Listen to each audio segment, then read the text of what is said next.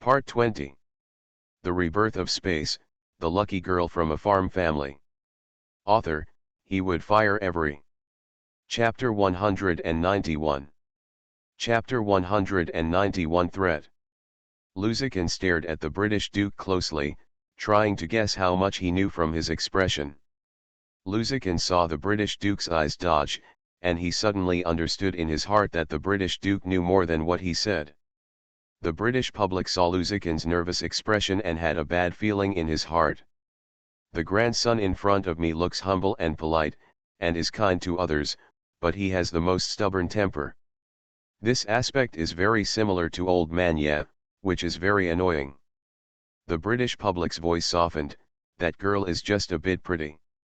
If you like it, just bring it into the house, I have no objection. The prerequisite is that you have to negotiate a marriage with the third lady of the Wangxiangfu. What if I don't want to? Lusican replied with a stern face. Lusican's attitude annoyed the British public. The British Duke snorted coldly and said calmly, I tell you carefully, if you don't listen, then it depends on whether the girl's life is tough enough. Since she has weight in your heart, you'd better think it through and don't do anything that will make you regret it for the rest of your life. The British Duke casually grabbed the empty cup on the table and banged the cup on the table several times to vent his anger.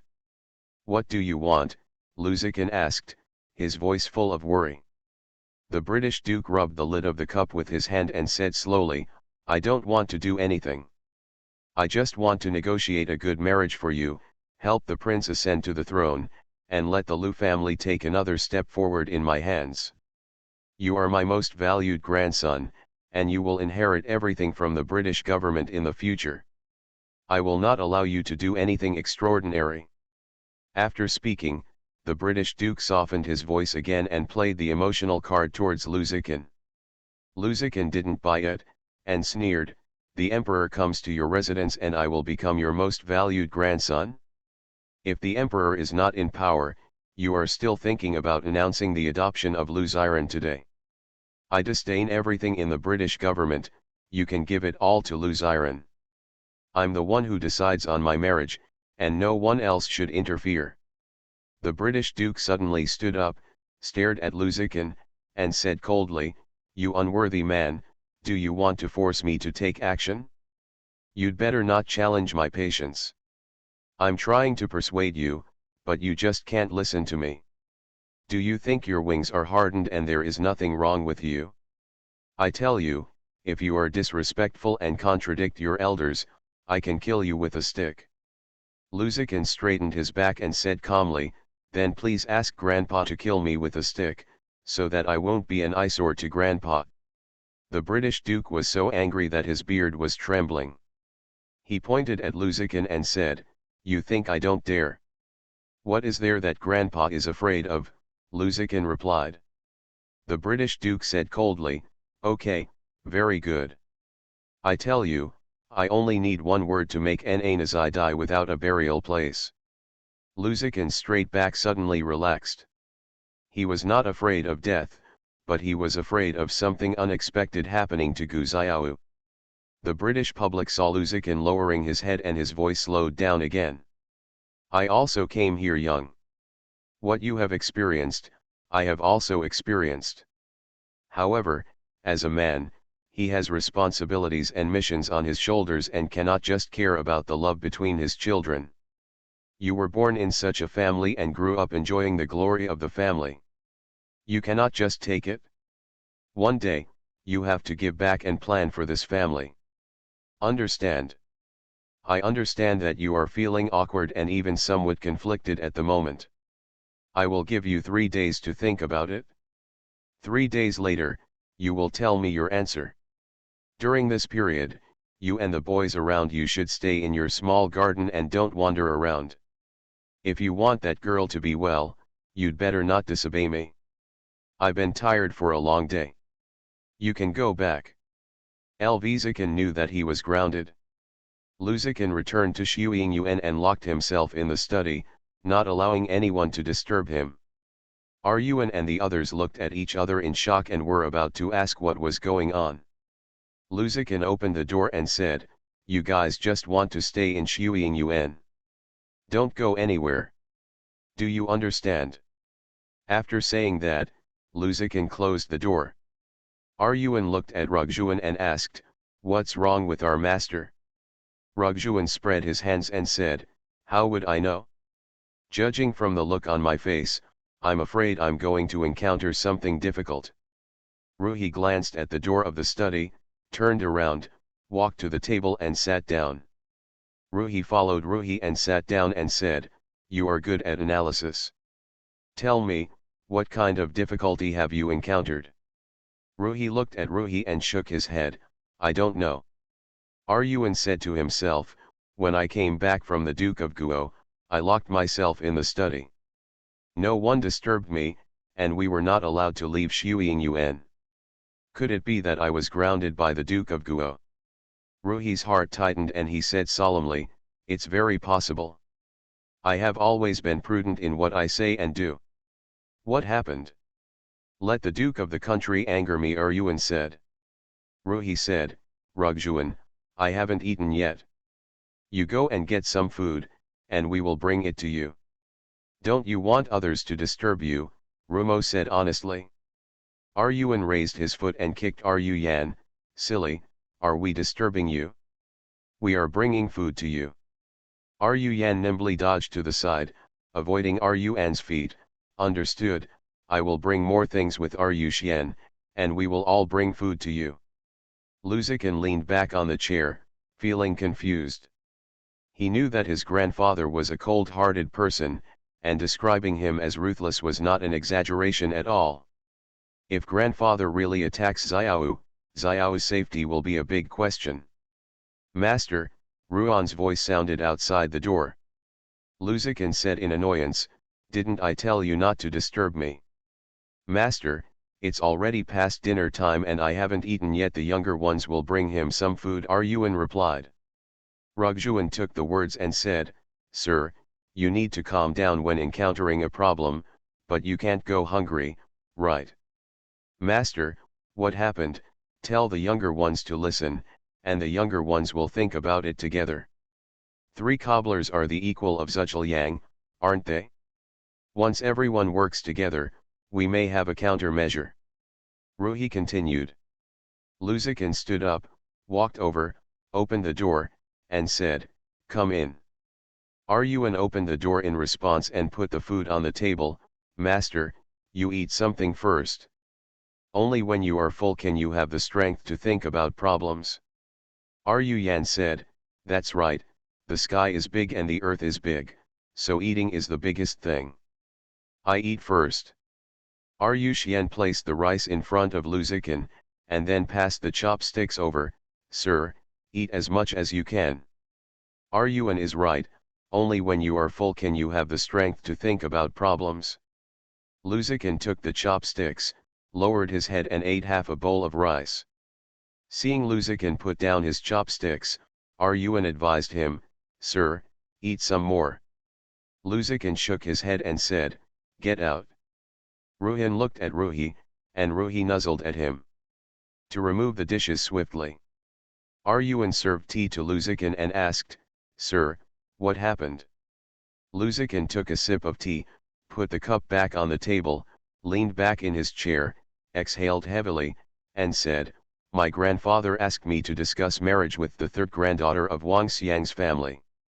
Discussing marriage, several people looked at Lu Zikin and exclaimed. Lu Zikin smiled bitterly and said, "I am from the British government. I have enjoyed the glory of the government since I was a child, and now I have to give back to the government." Yan came in from the door and said angrily, "Enjoying the glory of the Duke's mansion? I almost died in the hands of the old lady." Rugjuan then said, "Since I was a child, the total time I spent in the Duke's mansion was less than a year. How can I enjoy it? I have the nerve to say this." Ruhi asked, "What do you think? Do you follow the arrangements of the Duke of the country?" Lu Zikin leaned his head on the back of the chair and looked at the carvings on the beams. After a moment, he said, "Grandpa gave me 3 days to think about it carefully and then give him a reply." Ruhi then asked, if I don't obey, what will happen to the Duke of the country? Luzikin said slowly, kill me with a stick, so that Xiao will die without a place to be buried. A few people took a breath after hearing this. Rugjuan asked in surprise, the Duke of the State knows about Dr. Gu? How did he know? Rug took the words and said, how you know it is no longer important. There is no way I can hide what the Duke of Guo wants to know. I don't know. When I return to the capital, the Duke of Guo's eyes will be on me. Yuan thought for a while, nodded and said, yes, the Duke has many eyes. What do you think? Do you agree to this marriage according to the wishes of the Duke? Luzikin shook his head, no, I have the final say in my marriage. No one can interfere, not even my grandfather. But what if the Duke takes action against Dr. Gu? Rugjuan asked. Yan said, how about we come up with a delaying strategy? I will agree first and then regret the marriage later. Luzikin shook his head in disapproval, no, Madame Wang Sunny is innocent. I can't drag her down to suffer in order to get myself out of trouble. Yuan asked, didn't the Duke want the eldest son to adopt the eldest son and inherit the eldest son's house? Why did he want me to marry the granddaughter of Wang Xiang's family again? Ji Baruan glanced at him and said, stupid, you can't even understand this? It's not because the emperor has come to crown me today. Yan sighed and said, it seems that the emperor is here to cause trouble. Ruhi slapped Ruhi and scolded, be careful what you say. Rumo raised his hand and patted his mouth, leaned forward and said, I'm sorry, I'm disrespectful. Yuan thought for a while and said, since I won't obey the Duke's arrangements, I have to make plans in advance. The king will not be willing to kill him with a stick. It's just that Dr. Gu's safety is a question. If the Duke of Guo attacks Dr. Gu, it will be difficult for Dr. Gu to escape. Luzikin said painfully, that's what I'm worried about. Xiao has just arrived in the capital and has not yet established her feet. If my grandfather attacks her, I don't dare to think about the consequences. Ruhi shook his head in disapproval, Master, I don't think so. Luzikin turned to look at Ruhi and motioned for him to continue. Rugjuan urged, what do you think? Just speak. Rugjuan glanced at him and said, don't rush me. Luzikin sat up straight and said, go on. Ruhi said, from my perspective, if the Duke of the country attacks Dr. Gu, he may not be able to get any benefits. Yuan moved the chair to the table and interjected, Ji Duozing, that is the Duke of the country. If he stamps his feet, the capital will tremble. Looking at the capital, except for the royal family, who will not bow his head when meeting the Duke of the country. Rugjuan and Ruhi nodded in agreement, looking at Ruhi, waiting for his rebuttal. Ruhi nodded and said, I agree with your statement. The Duke of Guo does have face and power in the capital. That is, Dr. Gu has just arrived in the capital, how can he compete with the Duke of the country? Rumo asked. Ruhi took a sip of tea, looked at Luzikin and said, Sir, based on my intuition, Dr. Gu is extraordinary. If the Duke of Guo confronts Dr. Gu, the Duke of Guo will fall into a fight. Luzikin met Ruhi's gaze and asked, why do you say this? You should know that there is only one small word in the world, and I can't afford to bet on it. Ruhi said, what happened 3 years ago is the best example. How big an organization is Longjingwei? Huasu disappeared as soon as he said it was gone. Today, more than 3 years have passed. Have Huang Xiao and Su Min found them? When Dr. Gu came to the capital, I am sure that shopkeeper Huang and shopkeeper Sui are also in the capital, and they are under the eyes of Longjing guards and the government. The figure of the dragon shadow guard is blind with his eyes open, unable to see. Yuan nodded and said, it's true. Ruhi continued, so, Dr. Gu's brains and courage are beyond our imagination. Rugjuan nodded in agreement and said, it makes sense. The strength of Long Shadow Guard is not weaker than that of the Duke of Guo.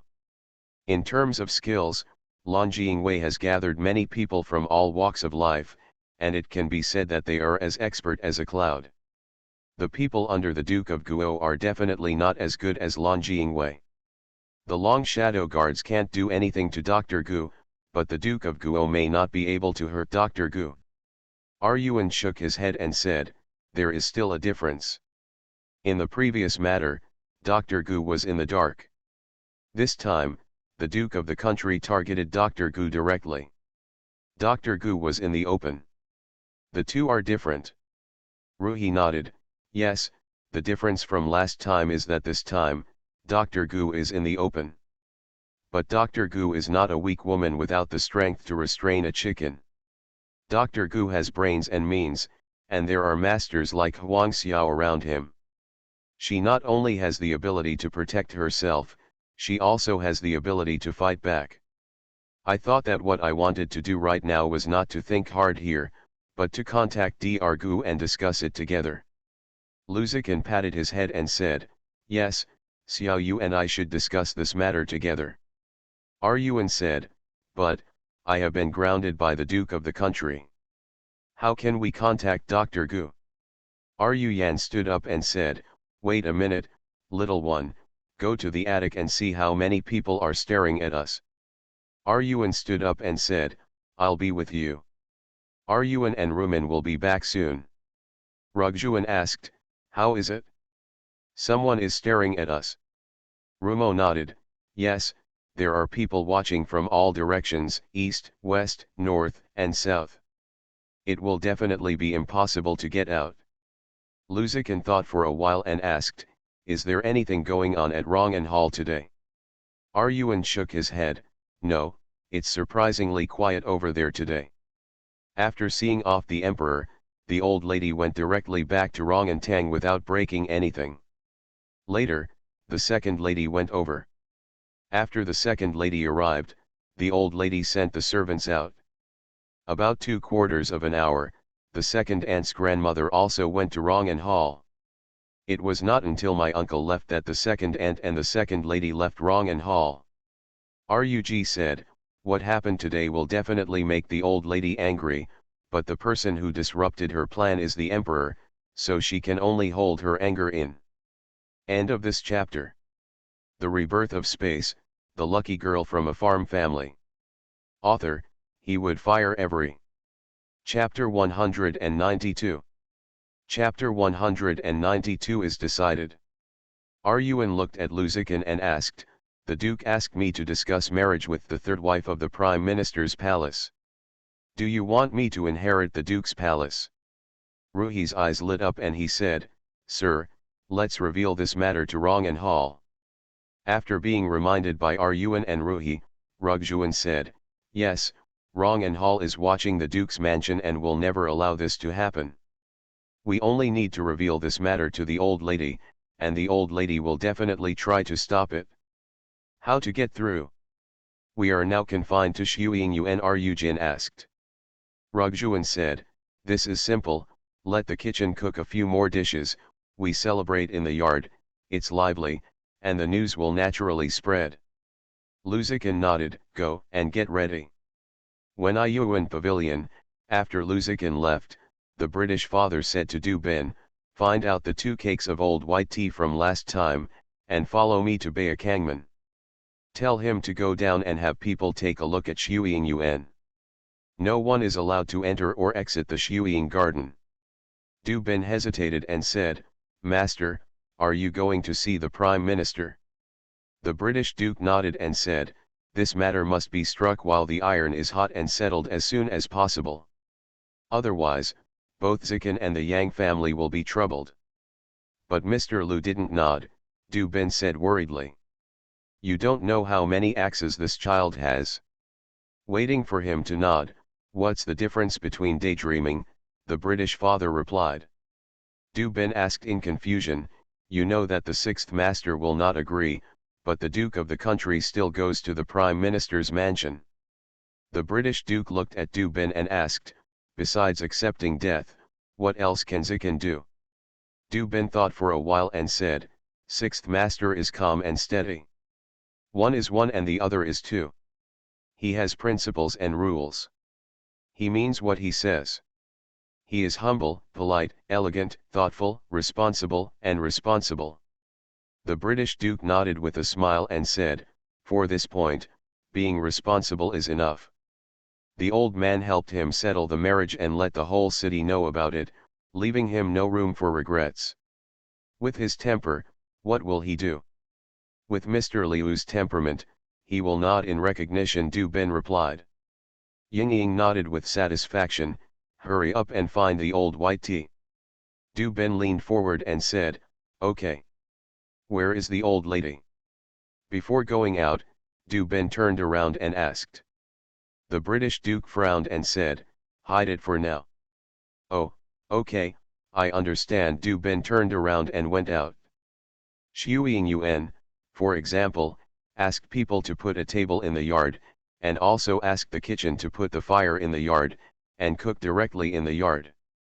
Because there was not enough food, Rugjuan went out to buy food and was stopped by the guards. Manager Xian, the Duke of the State has given orders that no one in Xiuying Yuan can come in or out within 3 days. Rugjuan asked in confusion, why? Today is a good day for our grandfather. The emperor personally came to crown our grandfather, and the Duke personally negotiated for our grandfather's marriage. Our father had a double happiness today. He was so happy that he asked the kitchen to cook a few more dishes, saying that he wanted to celebrate well. As you know, our master is not at home these days, and there are not many ingredients in the kitchen, so I went to buy some food.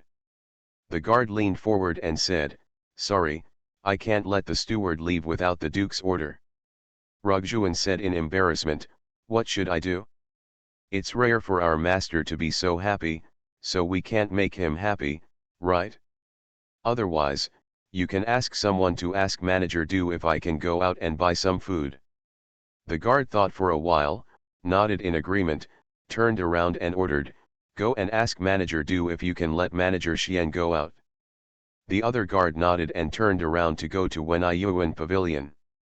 After a while, the guard came back and said, Steward Du has gone out with the Duke. The guard spread his hands and said, Boss Xian, Steward Du, and Duke Guo are not here. I can't let you out. Rugjuan scratched his head in worry and walked around in circles, what can we do? After a while, Rugjuan said, how about I don't leave the house and go to the big kitchen to get some ingredients? How about that? The guard shook his head, no, I can't let Steward Xian leave Xiuying Yuan. Rugjuan suddenly thought of something, his eyes lit up, and he said, how about you help me go to the big kitchen to get some ingredients? You have done your job, and Mr. Liu is happy. The two guards looked at each other, nodded and said, okay, what does Manager Xian need? I'll go down to the kitchen to get it. Rugjuan took out a list from his sleeve pocket and handed it to the guard, it's time to work. I made a list. Just take what's on the list. The guard took the list and left. Rugjuan stood at the door chatting with another guard. Until the guard comes with something. Rugjuan took the ingredients from the guard's hand and thanked him profusely, brother, come over and have 2 bowls later. The guard smiled and said, thank you, no need. Rugjuan entered the courtyard and came out again after a quarter of an hour. He bowed to the guard sheepishly and said, sorry, the cooking oil is gone. I have to trouble my brother to go out again. The guard smiled and said, it's okay, I'll just go get some. The guard took the oil back, and soon after, Rugjuan came out again and said apologetically, I have to trouble my brother to go back again and get some more salt, pickles, and bean curd. The cook said I want these side dishes this. Seeing Rugjuan, the guard scratched his head in embarrassment and said hurriedly, it doesn't matter, I'll just take another trip. I have nothing to do here. It's good to take a walk. Rugjuan bowed and thanked, thank you, brother. In Yujing Garden, Mrs. Li received letters one after another, second Madam, Xiuying Yuan has come to get oil again. Ms. Li turned around and walked out of the house, heading straight to Rongan Hall. Before the person entered the house, he called out, "Mother, the sixth child has set up a banquet in the yard."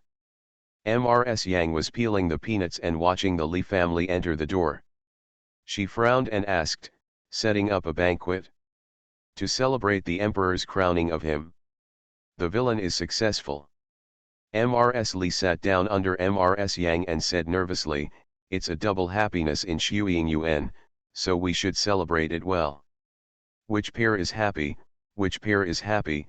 Ms. Yang asked. Li replied, "First, the emperor crowned Lao Lu. Second, the duke discussed the marriage for Lao Lu." Ms. Yang dropped the peanuts in her hand and asked solemnly, "Discussing marriage? With whom?" Ms. Li shook her head and said, "I don't know. The report from the kitchen didn't go into details." Old Madame Yang looked at Grandma Wang. Grandma Wang understood, turned around and went out to order people to investigate. After a while, the inquirer came back and reported, "Go back to the old lady and say that the Duke of the country has made an appointment with the sixth master about the third wife of the Prime Minister's palace." Ms. Yang raised her hand and knocked over the fruit box on the table. He scolded, "You Lu Chao, you are playing tricks on me."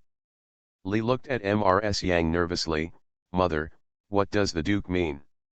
Ms. Yang stood up angrily and said, "You go back first, and I'll go to Wenyuan Pavilion." Ms. Yang rushed to Wenyuan Pavilion in a hurry. When she learned that the British Duke was not in the mansion, she was so angry that she smashed Wenyuan Pavilion to pieces. On this day, the British government was extremely busy. At midnight on the second day, Shi Yamei took Mingzin to Wutong Lane to look for Gu Huayu, and met Li Tao at the gate of Gu's house. Shi Yamei asked in surprise, "Why are you here?" Mingzin looked at his young lady, then at Mr. Li, and frowned because of a headache. The two enemies bumped into each other today and had another quarrel. Li Tao shook his folding fan and said, "Why can't I be here? Do you know Gu Xiao?" "Li Tao, let me tell you, I can't accompany you today," Gu Huayu said as she walked out. When she saw the two people at the door of the courtyard, she stopped what she was saying and changed her words, "Yamei, you are here." Li Tao pointed at Shi Yamei and asked Gu Huayu, "You can't accompany me today, but do you want to accompany her?" Gu Huayu nodded, "Yes, we made an appointment yesterday." Li Tao said, "In that case, I will go with you." "Hey, why are you like this? What do you mean by following the girl when she goes shopping?" Shi Yamei said unhappily. Li Tao said, "Why can't I follow you when you go shopping? Are you not familiar with me?" "I'm not familiar with Gu Xiao." Shi Yamei replied, "You and I are not familiar with each other, so stay away from me." Li Tao raised his folding fan, pretending to hit Shi Yamei. "Shi-san, you deserve a beating." Shi Yamei raised his head, looked at Li Tao and said, "Who do you think deserves a beating? Why don't you give it a try?" Gu Huayu looked at Li Tao funny to see how he would end up. Li Tao smiled and put away the folding fan, and said timidly, "I deserve a beating, I deserve a beating, how about that? Miss Shi-san is not familiar with me, but I am familiar with Miss Shi-san, okay." Gu Huayu did not expect that Li Tao would give in immediately. It seemed that the two had a close relationship. Shi Yamei ignored Li Tao and turned to ask Gu Huayu, "Xiao, can you leave?" Gu Huayu nodded, "Okay, let's go." Shi Yamei said, "How to get there? You and I are in the same car." Li Tao took over the conversation, "Gu Xiao likes to walk when shopping, but doesn't like riding in cars. Didn't you know?" Shi Yamei looked at Gu Huayu, "Is that so? Then I'll park the carriage here and come back here to pick it up." "Okay." Gu Huayu said with a smile, "Let's take a car." Mingzin and Lonisara take a car. Shi Yamei looked at Li Tao and said, "It seems that you are not familiar with Xiao either." Li Tao tapped his palms with a folding fan and said, "I know, You two are entertaining me. Well, as long as you two are happy, I am not familiar with you two. Tell me, where do you want to go? I'll be at your beck and call. How's that? Shiyame smiled and said, well, that's a good idea, Xiao, what do you think? Gu Huayu nodded, I think it's okay. I'll help you, Mr. Li. Li Tao jumped on the carriage and sat in front, thank you two girls for giving me the opportunity. Today I will be the coachman and serve the two girls. King Yu saw Li Tao sitting in the driving position and turned to look at Gu Huayu. Gu Huayu said to Qing Yu, second young master Li is driving. You sit next to second young master Li and be his deputy. King Yu bowed and responded, yes. Qing Yu put the footrest away and put it away after Gu Huayu and Shi Yame got in the car. Shi Yame said to Li Tao, did you see it? Learn how to do it. You don't sit in front like an uncle. Li Tao raised his hand and scratched his head, and said with a smile, for the first time in my life, I didn't take good care of him, so I asked the girl to be more considerate. Girl, please sit down, let's set off. Gu Huayu looked at Shi Yame and Li Tao who were laughing and joking. These two people were considered strange people in the capital. It was not surprising that they could make friends with her. Li Tao asked, you two young ladies, have you decided where to go? Gu Huayu looked at Shi Yame and said, you decide, I'm not familiar with the capital. Shi Yame thought for a while and said, let's go to Maxing Street. Let's go shopping there and eat biscuits and enema at noon. How about that? Gu Huayu nodded, okay, let's go to Maxing Street. Li Tao received the order, sit down and let's go. As Li Tao spoke, he raised his hand and gave the horse a whip, which caused the horse to run forward in pain. King Yu hurriedly stretched out his hand to pull the reins and slow down the horse. The car suddenly moved forward, hitting Shi Yame's head against the car, holding his head and shouting, Li Er, can you drive? Nonsense, what are the 6 arts of a gentleman? How can I not do this? If you don't sit properly, you ask me if I know how to drive. Really, why didn't Xiao hit her head? Li Tao replied plausibly. Gu Huayu smiled and said, drive well and don't rush so fast. We are going shopping, not to rush for the exam. Li Tao smiled and responded, okay, just listen to the whispers. Shi Yame looked at Gu Huayu and asked, the demon king of Hunchi is very obedient to you. How did you conquer him? When did you two meet?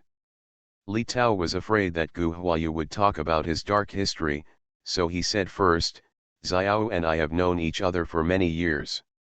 Shi-san, does your family have a boat for the dragon boat race tomorrow? Shi Yame shook his head and replied, several princes will end up in trouble this year, so we won't join in the fun. Gu Huayu asked, does the capital hold a dragon boat race every year? Shi Yame nodded, yes, the dragon boat race is a great event that everyone enjoys. Sometimes, the emperor will come to watch the race. Shi Yame and Li Tao introduced the dragon boat race in the capital to Gu Huayu. The car arrived at the intersection of Zuquaman Street and was blocked on the road. Seeing the car stop, Shi Yame stuck his head out of the car window and looked forward, and asked, why is it blocked? Li Tao stood up, tiptoed and looked forward, and saw pairs of people walking forward on Zuquaman Street carrying heavy loads. He replied, it seems that I have caught up with someone's gift-giving team. Shi Yame stood up and moved forward, lifted the curtain, stood behind Li Tao and looked forward, and asked curiously, who is so arrayed? The road is blocked.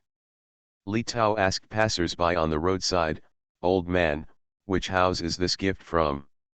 A strong man in front turned back and said, it's the British Duke delivering gifts to the Prime Minister's residence. Li Tao asked in confusion, the British Duke's mansion sends gifts to the Prime Minister's palace. The strong man replied, yes, the gift-giving team has been walking for a quarter of an hour. The team behind is still very long, and it seems that it will take a while. If you are in a hurry, you'd better change the route. Li Tao turned around and asked, Shi-san, are the British Duke's palace and the Prime Minister's palace related? Shi Yamei shook his head, I've never heard of it. The woman next to the strong man replied, which relative sent so many gifts? This is the sixth master of the British Duke's palace who wants to marry the third lady of the Prime Minister's palace. Today he comes to give gifts. Who? Li Tao and Shi Yamei asked in unison. The woman smiled and said, you didn't expect it, did you? I just heard about it. The sixth master of the British Duke's palace, a man who was like an immortal, had never discussed the matter of marriage before, and suddenly he decided to settle on the third lady of the Wangxiang's palace. Make a decision today. Li Tao looked at Shi Yamei and gloated, the person in your dream is going to be someone else's. End of this chapter. You are listening to Novels at Bless Up channel. Wish you happiness and luck. Please subscribe to receive new novels. How do you feel about this novel? Please like and leave a comment. The Rebirth of Space, the lucky girl from a farm family. Author, he would fire every. Chapter 193. Chapter 193. Something strange. Shi Yamei glanced at Li Tao angrily, turned around and returned to the carriage, asking, Xiao, did you hear Mr. Lu say this? Xiao, what's wrong with you? When Gu Huayu heard the woman's words, her heart felt like it was hit by a heavy object. She felt a dull pain.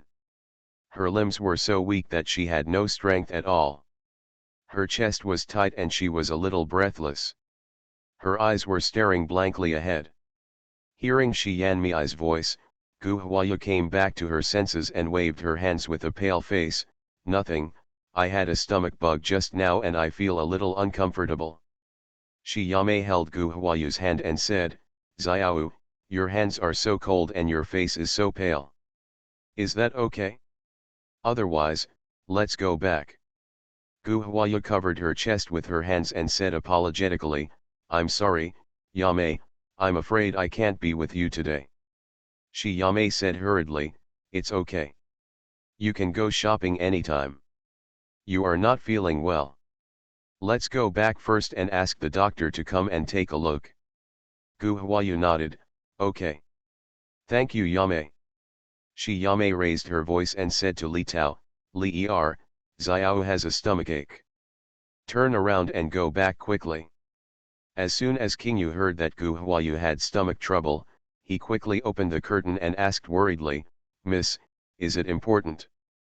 Li Tao looked over and said, look at her face, it's as white as a dead person.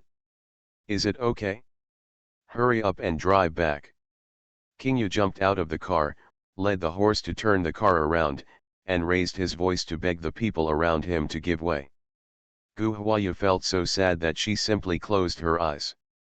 Shi Yamei saw the dense sweat on Gu Huayu's forehead, wiped it gently with a handkerchief, and said with concern, Xiao, please be patient for now, we will be home soon.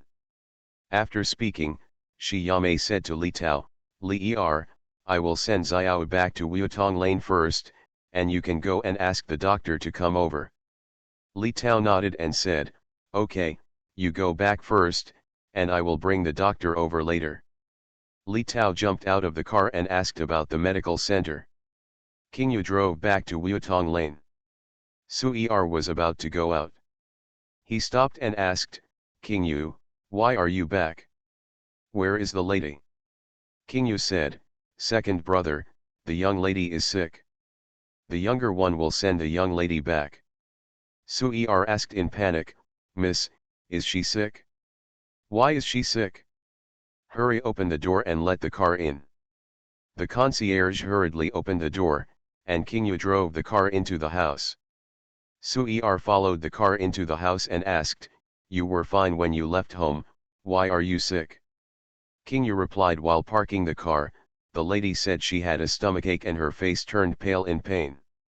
Su Er raised his voice and said, Han Shi, go ask the doctor. The lady is sick. King Yu hurriedly said, second young master Li has already gone to ask for the doctor.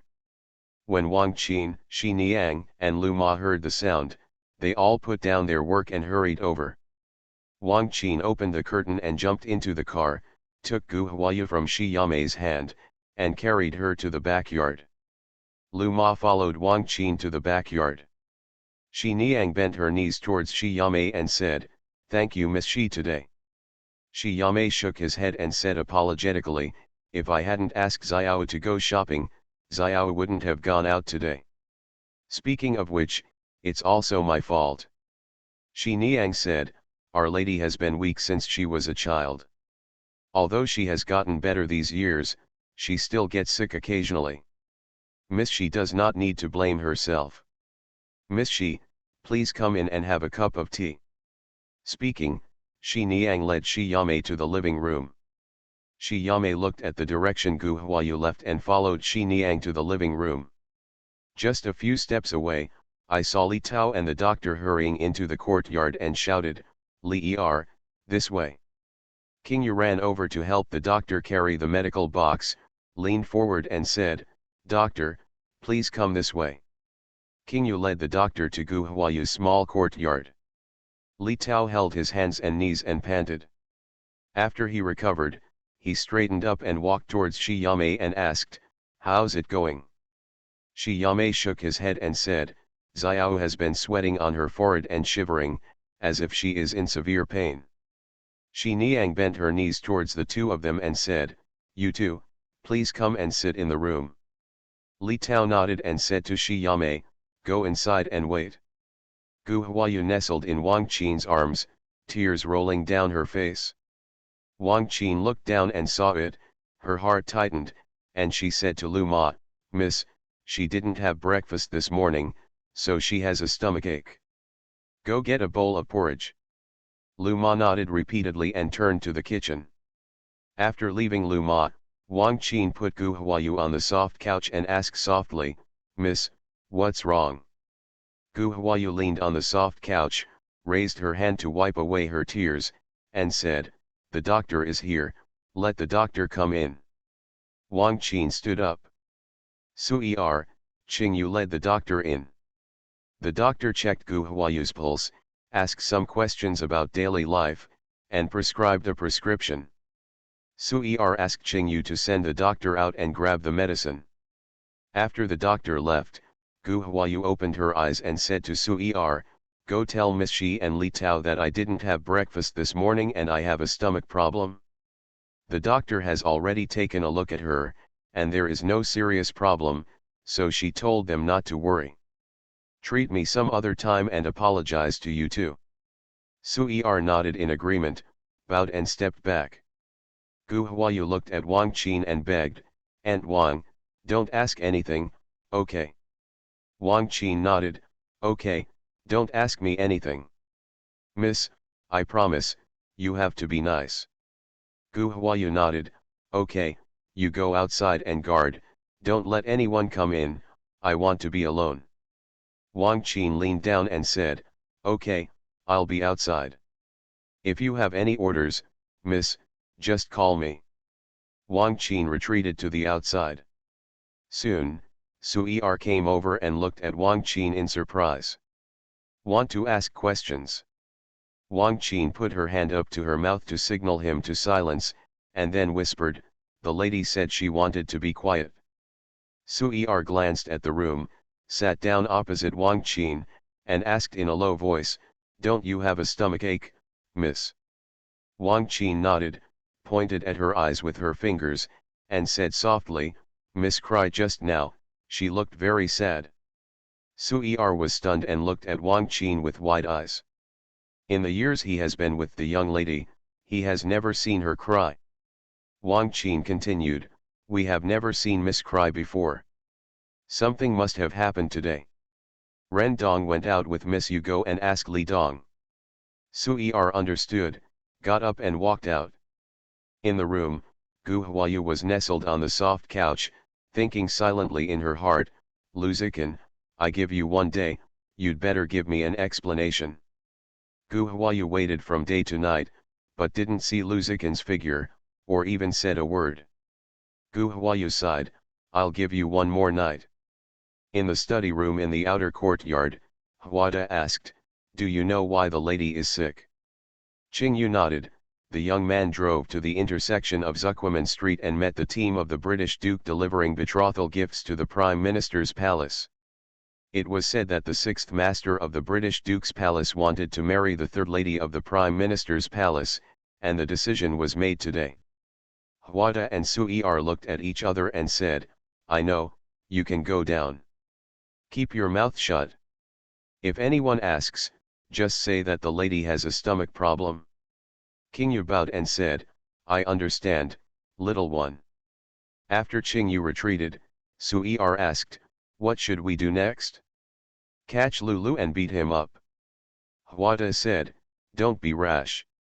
Wait and listen to the lady." Sui-er stopped talking. Gu Huayu opened her eyes and focused on the outside of the wall, carefully identifying the sounds of passing footsteps. "Miss, you haven't eaten for a long time. Mother Lu has cooked porridge and brought it in for you." "How much can you eat?" Wang Qin asked outside the door. Gu Huayu didn't want everyone to worry, so she nodded and said, "Okay." Wang Qin brought the porridge in, and Gu Huayu ate most of the bowl of porridge. Said, "Okay, let's go down." Wang Qin put the bowl on the tray without any intention of leaving. Gu Huayu raised her head and looked at her. Wang Qin said, "Miss, Master Lulu. Aunt Wang, I don't want to talk today, so you don't have to worry about me. I promise, I'll be fine after tonight. You've been out all day, go back and rest." Wang Qin sighed, "Okay, I won't bother you, miss." Wang Qin exited the house and walked to the corridor. Hwada asked, "How was it?" Wang Qin shook her head, "Miss doesn't want to say more, so we don't have to worry about her. Give her one more night and she will be fine tomorrow." Hwada sighed and said, "Listen to Miss, go back and have a rest." Wang Qin shook his head, "I can't sleep even when I go back, so I'll stay here to watch." "You have a lot of things to do tomorrow, so go and have a rest." Hwada thought for a while and nodded in agreement, "Thank you for your hard work." Gu Huayu leaned on the soft couch and murmured, "Luzikan, I'll give you one more night, don't let me down." In the following time, Gu Huayu waited expectantly for the footsteps to approach, and then listened to the footsteps leaving with disappointment. "I sat there until dawn and didn't wait for that person to show up." Gu Huayu walked out of the house and saw Wang Qin leaning on a chair and taking a nap. She felt guilty in her heart and whispered, "Aunt Wang." Wang Qin heard the shouting and opened his eyes and looked over. Seeing Gu Huayu standing in front of her, she immediately stood up from her chair. "Miss, is it dawn? I'm sorry, I fell asleep." Gu Huayu said, "You haven't slept all night, have you? Go back and sleep for an hour, and then we will go to Zhuangzi. Today is the Dragon Boat Festival, and we will go to Zhuangzi to celebrate the festival with my father and mother." Seeing that Gu Hua said nothing, Wang Qin breathed a sigh of relief, cupped her hands and said, "Okay, I understand." Gu Huayu watched Wang Qin leave, then turned back to the house to catch up on her sleep. An hour later, several cars drove out of Wutong Lane one after another, heading straight to Minjia Villa outside the city. At the Duke Chinquo's mansion, Mrs. Ye was spinning around anxiously in the room. Mrs. Jean said, "Shanur, sit down, you are making me dizzy." Mrs. Ye sat down under Mrs. Jean and asked, "Auntie, tell me, why did they suddenly propose a marriage to Zi Qin? And they chose the third lady of the Prime Minister's palace. The Duke of Chinquo has been living in seclusion these years, and his servants never go out for anything. Just in time for the Dragon Boat Festival, Ye Chang, Ye Minghao and Ye Mingqin were all in the house. I don't know much about the information from the outside at all. The Chinquo Palace was completely unaware of the matter that spread a lot in the capital yesterday. To this day, when the buyer went to buy something early in the morning, the shopkeeper congratulated him. After careful questioning of the purchaser, he found out what happened yesterday, and brought Xiner back to Chinquo Duke's mansion. Mrs. Jean sipped her tea and said, "Ordinarily, Zikin should tell us about such a big matter. Zikin didn't come back yesterday, this matter is not simple." Yashan stood up and said, "Mom, I have to go back and take a look." Mrs. Jean looked at her daughter and said calmly, "Everything has been settled. What's the point of going back in such a hurry? Sit down first." Yashan sat down again. Mrs. Jean turned around and said to Aunt Feng, "Let someone call Cheng and Ming Hao come over." Mother Feng bent her knees and turned around to do the instructions. Ye Cheng and Ye Ming Hao happened to come to greet Mrs. Jean, and they had already arrived at the gate of Qingfang Hall. The two of them listened to the servant's words and hurried to the main room. Mrs. Jean saw the two people coming in and waved her hand, "Come and sit down. I have something to discuss with you." When Ye Cheng and Ye Ming Hao sat down, Mrs. Jean told what she had heard, and then asked, "What do you think about this?" Ye Cheng thought for a while and said, "The third wife of the Prime Minister Wang's mansion, this is a good match." Madame Ye asked anxiously, "What's good? Will the old woman hope that Ziqin is good? If it's a good thing, will Ziqin come to the government to say something? My heart is twisted into balls." Ye Minghao nodded, "Auntie is right. With Zikin's temperament, he would definitely inform his family about such a big matter as discussing marriage. Even if he is too busy to come, he will ask our Yuan and the others to come over and report it. This matter is a bit strange." Mrs. Jian took over and said, "This matter is very strange. Ziqin's marriage was supposed to be decided by Sister Shan. The British government not only did not inform Sister Shan, but also made a decision together with the proposal of marriage yesterday, and directly omitted the 3 steps and 6 etiquettes to 2 steps. They are all from high-ranking families. This approach is extremely unusual." Ye Minghao blurted out, "So, Zikin was forced? It would be better for my aunt to go back and take a look." Mrs. Ye stood up and walked out. Mrs. Jean said hurriedly, "I'm going to change my clothes." The maid hurriedly stepped forward to help Mrs. Jean.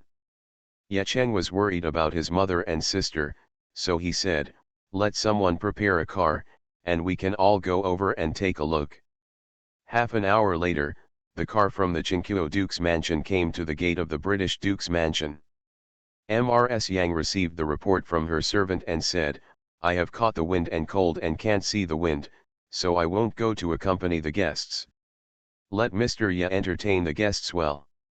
Ms. Li asked, "Mother, do you want your daughter-in-law to go over to receive her? Wouldn't it be bad if she didn't go?" Mrs. Yang said, "Am I not sick? You are taking care of your illness, how can you get out to receive guests?"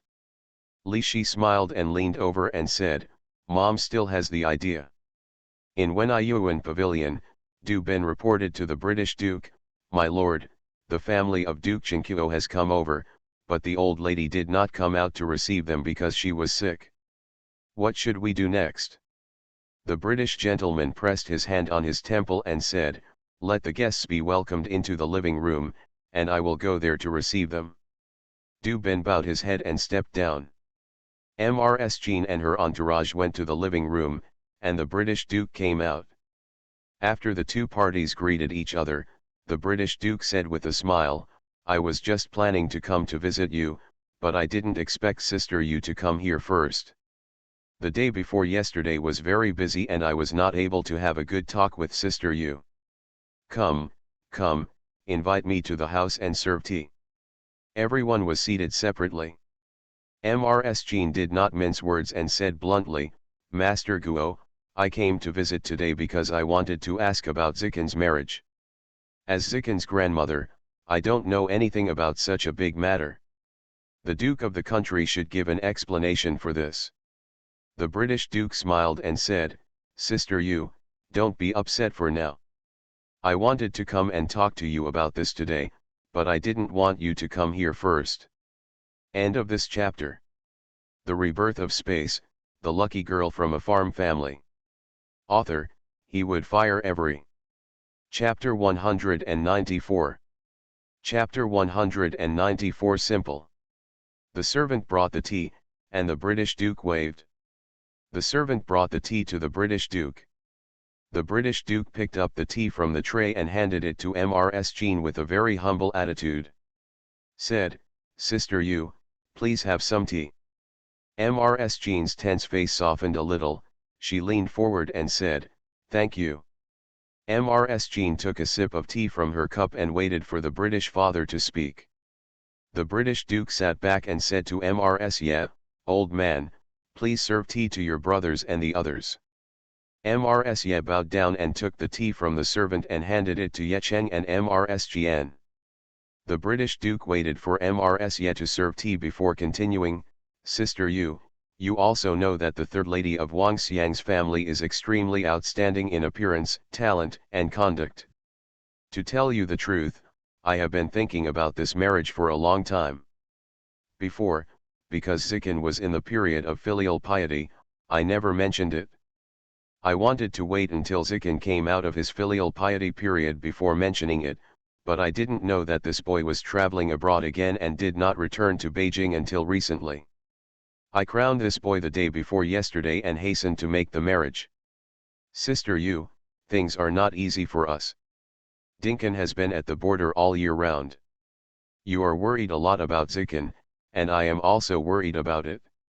It's just that I feel aggrieved because of this worry. After worrying about it, I didn't get a single kind word." The British public sighed in grievance. Mrs. Jean said, "My lord, you can't say that. This kid Zikin is soft-hearted and very affectionate. If you treat him well, he knows it in his heart." The British Duke sighed and said, "Oh, it would be better if he knew better.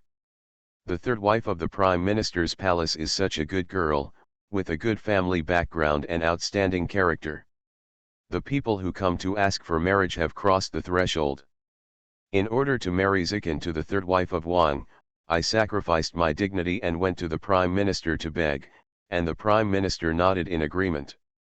But Zikin, that brat, didn't even bother to say he was grateful, but still yelled at me. Sister you don't know, looking at Zikin yelling at me, I feel so sad. I love this child very much. Dinkin is not at home all year round. I am a grandfather, but I worry about everything like my father. When I was little, I was afraid that he would bump into me while kowtowing. As he gets older, I'm afraid that he'll get the wrong playmates and learn bad things outside. You are weak, and I am worried that your body will not be able to cope with studying too hard. My whole heart is with him.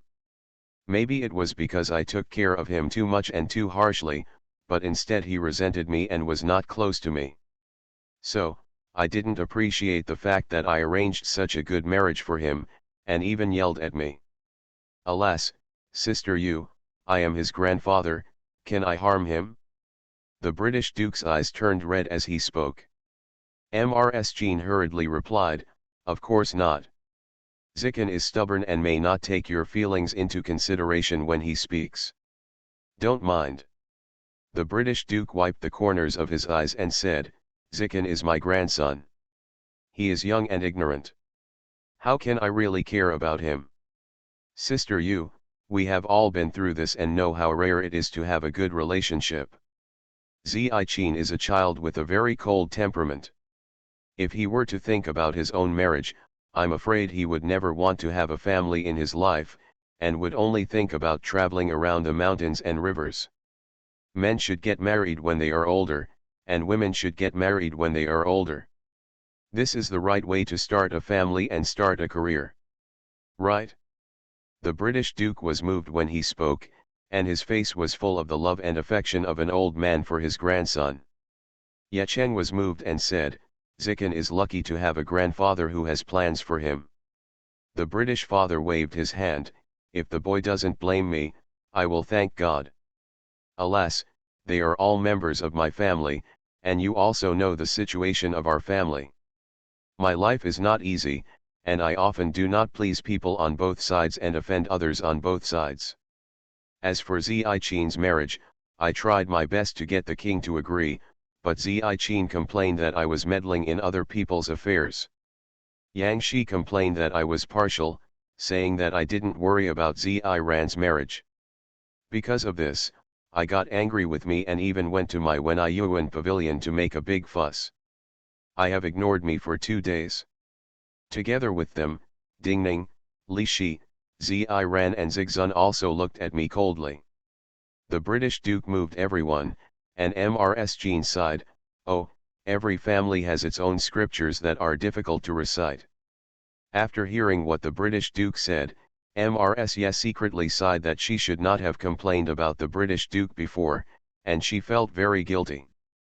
Seeing that the heat was almost over, the British Duke continued, "After the ceremony the day before yesterday, I told Zikin about his marriage, and he yelled at me. The old man was so angry that he was confined to Shuiying Garden. Sister Yu, it's not easy for me. In Zikin's heart, I am a bad person. But I have no choice. If Zikin were an ordinary child, I wouldn't worry about it. But he is my grandson, the only grandson of Dafang, and will inherit the British government in the future. Can I leave him alone?" Mrs. Ye asked, "Didn't my father want to adopt Ziran into his daughter-in-law's name?" The British Duke looked at Mrs. Ye and said, "It's not like Dinkan doesn't have a son, so why did he want his stepson Ran to come over?" "Oh, I understand, that is Yang's idea, you don't need to take it to heart. Although I am not a saint, I will try my best to be impartial and hold a bowl of water as level as possible. Ms. Yang is obviously your elder, so give her the respect you deserve. As for anything else, you don't need to take her seriously or mind her." Mrs. Ye bowed to the British Duke in a happy mood, "Thank you, Mr. Guo." The British Duke waved his hand and said, "Thank you, no need. You can persuade Zikin in a while." At the end of the year, Dinkan was going back to Beijing to report on his work. I asked a master to test the horoscopes of Zikin and Wang Sunyang. I wanted to check it out at the end of the year. Dinkan would be able to catch up with Zikin's wedding. Mrs. Ye bowed again and said, "Thank you, Mr. Guo, for your plan for Zikin." The British Duke said what he should say and said to Mrs. Jean, "Sister Yu, go to Shuiying Yuan to see Zikin and try to persuade him. The marriage was decided yesterday, and the wedding date is expected to be in the 12th lunar month. Today the Emperor is going to watch the dragon boat race, and I have to accompany you, so I won't spend much time with you." Mrs. Jean stood up, leaned forward and said, "Okay, Mr. Guo, please go and do your work. Let's go to Shuiying Yuan to see Zikin." The British Duke handed over his hand and asked, "That kid Zikin listens to you. Please give him some advice." Mrs. Jean nodded. "Come out of the living room and go to Shuiying Yuan." When Mrs. Jean and her party walked away, the British Duke said to Du Ben, "Go down and order Zikin to be grounded for 3 days. He will not be allowed to leave Shuiying Yuan for 3 days." Du Ben looked at the British Duke in embarrassment and said hesitantly, "But Mrs. Jean and the others?" The British Duke replied, "It doesn't matter, Mrs. Jean doesn't need to pay attention to this. This kid Zikin will definitely make a fuss once he finds out that the marriage is finalized. At this time, he cannot be allowed to go out, otherwise, all previous efforts will be wasted." After a while, I saw the Emperor, and I asked the Emperor for the imperial edict of marriage on his behalf. The matter will not be finalized until the imperial edict of marriage is issued. Du Ben nodded and said, "Okay, I understand." The British Duke then ordered, "Let people keep an eye on the girl. If Zikin admits it obediently, we don't have to embarrass the girl. If Zikin makes any moves, he should first show off to the girl and let Zikin have a good look at her. The old man will not believe her. I am no better than him." Du Ben replied, "Okay. I understand." Lu Zikin was talking to our Yuan and the others in the study when Daong came in and reported, "Sixth Master, Duke Chengguo's old lady and uncle are here." LV Zikin jumped up from his chair, with a bad feeling in his heart, and quickly walked out of the study and walked towards the courtyard door to meet him. "Grandma, uncle, aunt, mother, you are here." Luzikin bowed his hands in greeting and led everyone to the living room to greet them. After Mrs. Jean sat down, she asked, "You are in this small courtyard. Do you know what is happening outside?" When Mrs. Jean saw her grandson, she forgot about the British Duke's explanation, and she only had Luzikin in her eyes. Luzikin shook his head and replied, "I don't know, my grandfather has forbidden me, so no news from outside can come in." Mrs. Jean said, "So, you don't know about your marriage to Mrs. Wang?" Luzikin's heart sank. It seemed that there was still nothing he could do to stop him. Luzikin said truthfully, "My grandfather mentioned this matter to me, but I didn't agree, so my grandfather banned me." "Does grandma know about this?" Ye Minghao spoke quickly, "Not only grandma knows, but everyone in the capital knows that the sixth master of the British Duke's palace has proposed to marry the third wife of the Prime Minister's palace. It was agreed yesterday that the wedding date will be in the 12th lunar month." After hearing this, Luzikin stood up and stared at Ye Minghao and asked in surprise, "The decision was made yesterday? So soon? Why didn't you come to the house to ask me?" Ye Minghao said innocently, "We were all in the house yesterday and didn't go out, so we didn't know anything about it. The purchaser only heard about it when he was out on business this morning. Yesterday, the betrothal gift from the British government was gone for a full hour." Luzikin sat down defeatedly and slumped on the chair, thinking to himself, "Everyone in the capital knows, Xiao must know, Xiao knows, what will she think? She must be very sad, thinking that I am ungrateful and change my mind." Thinking of this, Luzikin got up and walked out in a panic. Mrs. saw her and asked hurriedly, "Zikin, where are you going?" Luzikin said, "Mother, I'm going out for a while." Mrs. chased her out, "Where are you going?" Luzikin said without looking back, "I will talk to my mother in detail when I get back." Luzikin walked to the door and was stopped by the guard. "Sixth Master, the Duke has an order. Sixth Master can only leave Shuiying in 3 days."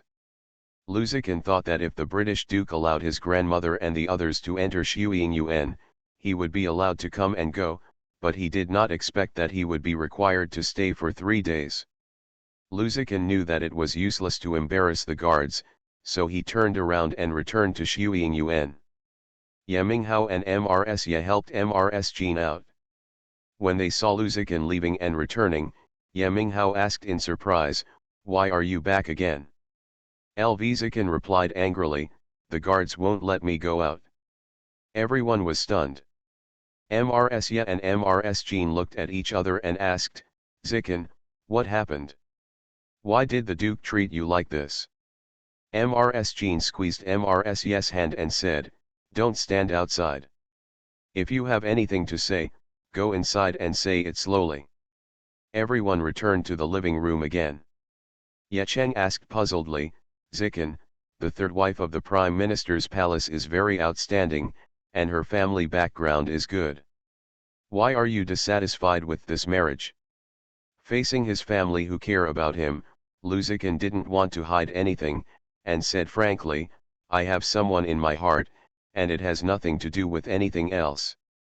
Mrs. and Mrs. Jean looked at each other and asked, "You have someone in your heart? Whose girl? Have you informed the Duke?" The Duke did not agree, so he appointed you the third wife of the Wang Xiang's family. Luzikin looked at Mrs. and said, "Mother, you said that I am the one who decides on my marriage." Mrs. sighed and said, "What's the use of what I said? Now the Duke of Guo will make the decision for you. You are a descendant of the British Duke, and you have to obey the arrangements of the Duke of Guo." Mrs. had a duke on her left and a duke on her right, which made Luzikin very irritable. Luzikin said angrily, "What if I ask myself to leave the clan?" Those present were all people who had watched Luzikin grow up, and had never seen him so out of sorts. Ye Cheng advised, "Zi Qin, think twice before acting impulsively. Mrs. Jean then advised, Zikin, be calm when things happen. You have always been a steady and tolerant person, why did you ask yourself to leave the clan? In today's situation, even if you ask yourself to leave the clan, the British prince may not agree. Moreover, if you do this, you will only anger the British prince. You should understand the British duke's temperament. He is a person who must retaliate for his quarrels. Luzikin lowered his head in pain and put his head between his arms, trying to suppress the anger in his heart. Yeminghao has been protecting Luzikin since he was a child, and he hates to see Luzikin feel sad the most. The bite must be repaid. Zikin no longer becomes a descendant of his Lu family, can he still take Zikin's life? Zikin felt aggrieved here, so he stopped staying here and returned to Chinquo Duke's mansion. We are not afraid of him. Old man Qin glared at Yeminghao and said in a deep voice, don't cause trouble. After speaking, Mrs. Jean asked, Zikin, please tell us carefully, what happened? Luzikin raised his head, took a deep breath, and then said, in the crowning ceremony that day, my grandfather planned to announce his adopted son Ran. The emperor came over to watch the ceremony, which disrupted my grandfather's plan and gave him many ideas. At the court, a minister came to advise the emperor on appointing a heir apparent. For the sake of the fifth master, the Duke of Guo used my marriage to marry into the Wang Xiangfu. Mrs. Jian sighed and said, we are still naive. After listening to the Duke's words, we thought he was only thinking about Zikin. It turns out there are so many twists and turns in this. Yeminghao said, even if the Duke's thoughts are not pure, this marriage can be regarded as a good one. Mrs. Wang Sunyang and Zikin are a good match. Yecheng looked at his son and said, when your grandfather was alive, he always warned him not to get involved in party strife. Yeminghao patted his head and said, don't take what I said nonsense seriously. Luzikin remained silent. He didn't expect his grandfather to move so quickly and put him in trouble. Mrs. Jean asked, Zikin, which girl do you have in mind?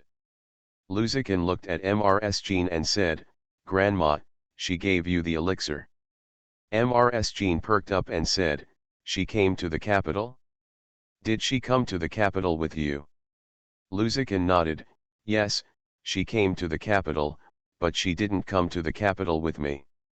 Yeminghao looked at Mrs. Jean, looked at Luzikin, and asked, Grandma, Zikin, what riddle are you trying to solve? Who is she?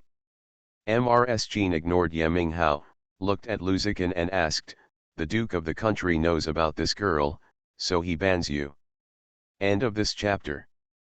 The Rebirth of Space, the lucky girl from a farm family. Author, he would fire every. Chapter 195. Chapter 195 The Destined Man. Luzikin nodded, after I returned to Beijing, my grandfather kept his eyes on me. He knew every move I made. Grandfather threatened me with her safety. If I didn't listen to him, he would let her die without a burial place. Mrs. Jean was so angry that she broke the beads in her hand, and the beads fell to the ground with a crash. Ruan Rugjuan hurriedly bent down to pick it up. This old man, as a British prince, has started doing the things of a gangster, Mrs. Jean said. Yecheng advised, Mom, calm down. Don't get so angry. The British master is too overbearing. It's true that you are a descendant of the Lu family, but you are a person, not an object. You have your preferences, why does he not care about your feelings at all? And he puts the safety of the people you care about at risk. Threatening you is really too much, Yeminghao said angrily. Yecheng looked at Luzikin and asked, what is Zikin going to do? Accept this marriage. Luzikin shook his head, no. Now that I am imprisoned in the house, I can't do anything. Let's do this for now, and then we can think of a solution after the confinement is lifted. Yeminghao noticed something and asked tentatively, Zikin, is there anything I can do for you? Is that girl Miss Gu? Luzikin had no intention of hiding it and nodded in response, "It's her." Mrsya looked at Yeminghao and asked, "Brother, how knows?" Yeminghao raised his eyebrows and replied with a big mouth, "I met Kinjian and Misku when I was eating grilled fish in the south of the city a few days ago. By the way, the hot and sour noodles at our parents' restaurant were provided by Misku." "Hot and sour noodles? So, how many years have you been using it?" Mrs's face darkened, she looked at Luzikin and asked dissatisfiedly, "Zikin, is Anayang the last one to know?" Seeing that his mother was angry, Luzikin explained, "Mom, you misunderstood. I just returned to Beijing, and I just learned that she came to the capital." Mrsya asked very sensitively, "Did you just know that she came to the capital? What do you mean? You didn't know her whereabouts before?" Luzikin nodded and said, "There are a lot of things in this, and I will tell you slowly when I have time."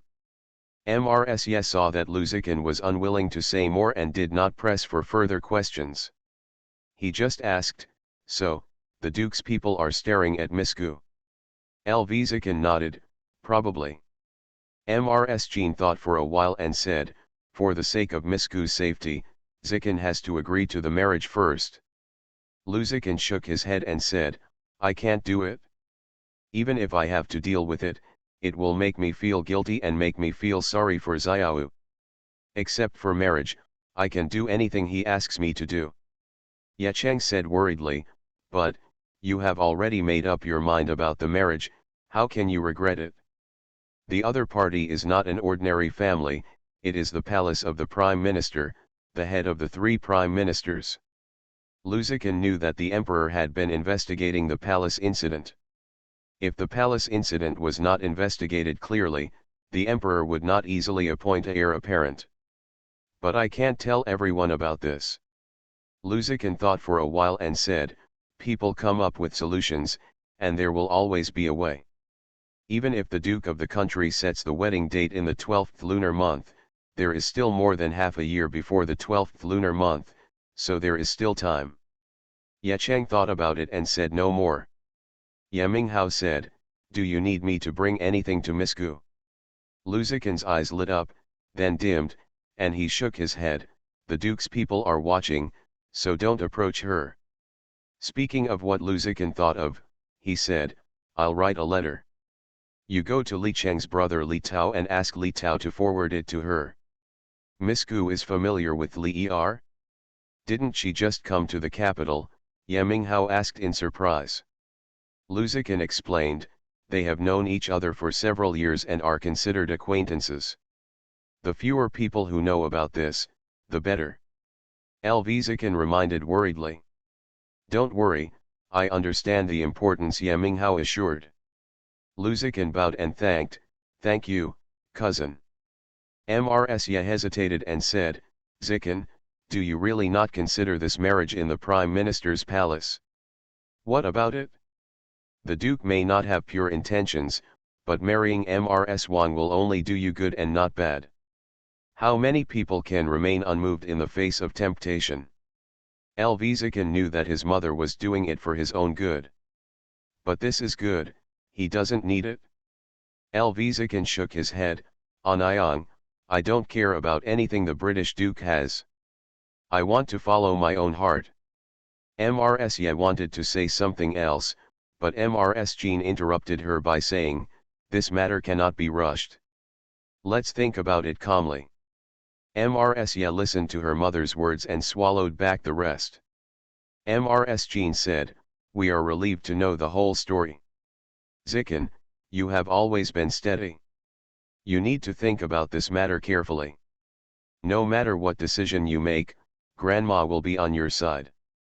Luzikin moved and bowed to Mrsjin, "Zikin thanks Grandma." Mrsjin said, "If you want Minghao to deliver a message for you, then write it quickly."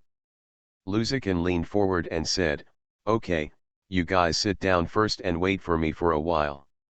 Luzikin exited the living room and turned to go to the study. Mrsya watched her son leave, then turned to Mrsjin and said, "Auntie, This marriage in Wang Xiangfu is indeed a good match that is hard to find even with a lantern. Will it harm Ziqin if we let him go like this? Got him. Mrs. Jean shook her head and said faintly, when Ziqin was a child, your father took Ziqin to Cin Temple to find Master Minghui to read his face. Mrs. Ye felt nervous, straightened her body and asked, how come I don't know about this? What did the master say? Mrs. Jean said, the master said that Ziqin had a rough life. If he could meet the person he was destined to be, he would turn the bad luck into good luck and escape from death. Therefore, his marriage must be decided by himself. Mrs. Ye asked, how do we know who is Ziqin's destined person? Mrs. Jean replied, your father also asked Master Minghui this way. What did the master say? Mrs. Ye asked. The master didn't say it yet. Your father realized it himself. Since he is a destined person, he is a destined person. Everything should follow the child's heart. No wonder my father has always warned that the marriage of several children must be based on the children's wishes, Ye Cheng said suddenly. Mrs. Jean looked at Mrs. Ye and said, you are already several decades old and have experienced a lot. The prosperity is just temporary and fleeting. Don't be blinded by the prosperity in front of you. Turn bad luck into good luck. Escape from death? Mrs. Ye was in a daze thinking about what happened to Ziqin a few years ago. Sister Shan, what are you thinking about? Mother is talking to you, Ye Cheng reminded. Mrs. Ye came back to her senses, leaned forward and said, yes, my daughter should remember her mother's teachings. Mrs. Jean wanted to say something else, but when she saw Lu Ziqin coming in, she stopped what she was saying and asked instead, has it been written? Lu Ziqin nodded and handed the letter to Ye Minghao. He bowed and said, thank you very much. Ye Minghao took the letter and said with a smile, brother, why are you so polite? Lu Ziqin warned, if you go out from my place, my grandfather's people may be watching you. Today is the Dragon Boat Festival and there is a dragon boat race. You go to watch the dragon boat race first, make an appointment with 3 or 2 friends, go to Chang'an restaurant for dinner, and then pass the letter to shopkeeper Miao and ask him to hand the letter to Li Tao, and then ask Li Tao to pass it on to Xiao. Ye Minghao became nervous after being told by Lu Ziqin, and said, isn't it just delivering a letter? Does it need to be so complicated? Lu Ziqin said solemnly, it is a matter of Xiao's safety, so don't be careless. Ye Minghao nodded and agreed, I understand, don't worry. Mrs. Jean stood up and said, okay, now that we've made it clear, let's go back. Lu Ziqin leaned towards Mrs. Jean and said, Grandma, you still have to cooperate in the performance. Mrs. Jean came over understandingly and said, okay, tell me, how do you want me to act? Lu Ziqin explained it this way. Mrs. Jean nodded in agreement, okay, just stay here. Don't send her away. Let's go. Lv Ziqin nodded, thank you, Grandma. Aryuan sent Grandma and the others off for me.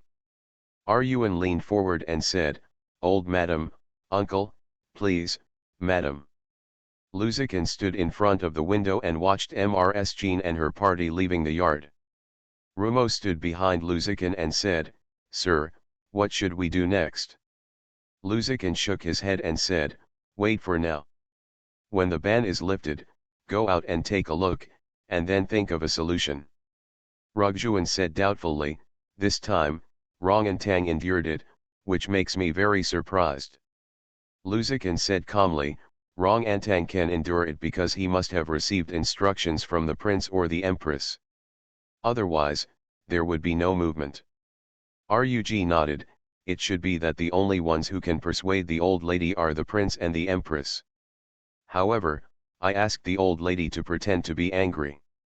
If the duke of the country finds out, will he embarrass the doctor? Lu Ziqin said, my grandfather is suspicious by nature, and he knows that I am stubborn. If my grandmother is not angry, my grandfather will not believe that my grandmother persuaded me. Ruhi nodded, that's good, so as not to make the Duke know that the old lady supports me and hate them. Over at Rongan Hall, the servants will report every quarter of an hour. Old Madam Qin left Shuiying Yuan with a straight face. Lord Ye and Madam Jian tried to persuade her all the way, but it seemed that they failed to persuade Mr. Lu. The eldest lady wiped her tears from time to time and accompanied Mrs. Qin to the car and returned to the Duke Qingqiu's residence. Mrs. Yang snorted coldly, that evildoer is so stubborn. It's not just a day or two. If you cry, she will cry in the future. Mrs. Li said worriedly, Mother, let's just watch like this. Let Lao Lu marry Mrs. Wang and enter? After Mrs. Wang enters the door, with the Prime Minister Wang's mansion supporting Lao Lu, how can Xiren compete with Lao Lu? Mrs. Yang sighed and said, Your Majesty, ask Chen Jiayun to come and say hello. We are not allowed to interfere in this matter. He said it was the Queen's wish. He also said that the Empress will compensate Xiren. The Duke of Guo also promised me that half of the property of the Duke of Guo's mansion would be transferred to Xiren's name. In this way, even if Xiren does not inherit the title, the benefits will not be less. Li curled her lips and said in a low voice, How is this the same? The title of the Duke of Guo is hereditary, so how can it be a matter of property? Mrs. Yang said, How do I not know these principles? It can be married to the prince's prime minister's house, which is related to the prince's rise to power. We have to understand the general situation and take the overall situation into consideration. The prince has come to power. Xiren and Zigzun are his cousins. How can he lose the benefits of them? We have to look further. Mr. Li shut up and stopped talking. She was still worried about this matter in her heart. As soon as Mrs. Qin left Shuiying Yuan, the Duke of Guo received a report from his servants. After the servants retreated, Du Bin said, It seems that Mrs. Qin and the others did not persuade the sixth master to stop. The British Duke nodded and said, It's expected. Zikin's child is stubborn, so he can be easily persuaded. Don't worry, he cares about Nanazai, so I hold his weak point, and he dare not disobey me. Du Bin asked, My lord, do you need to drive Miss Gu out of the capital? The British Duke thought for a while, shook his head, and said, Not yet. We can't make Zikin anxious. Rabbits will bite when they are anxious. Zikin's temper made him angry. I wonder what he would do. At that time, Zigzun scolded Yet. He chased Zigzun with the old man's sword and slashed at him, making Zigzun tremble with fear. How old was Zikin at that time? When he was less than 10 years old, Zigzun had grown up in vain.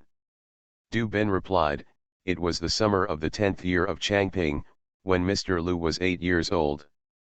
The British Duke nodded and said faintly, At that time, Zikin was as thin as a bamboo pole.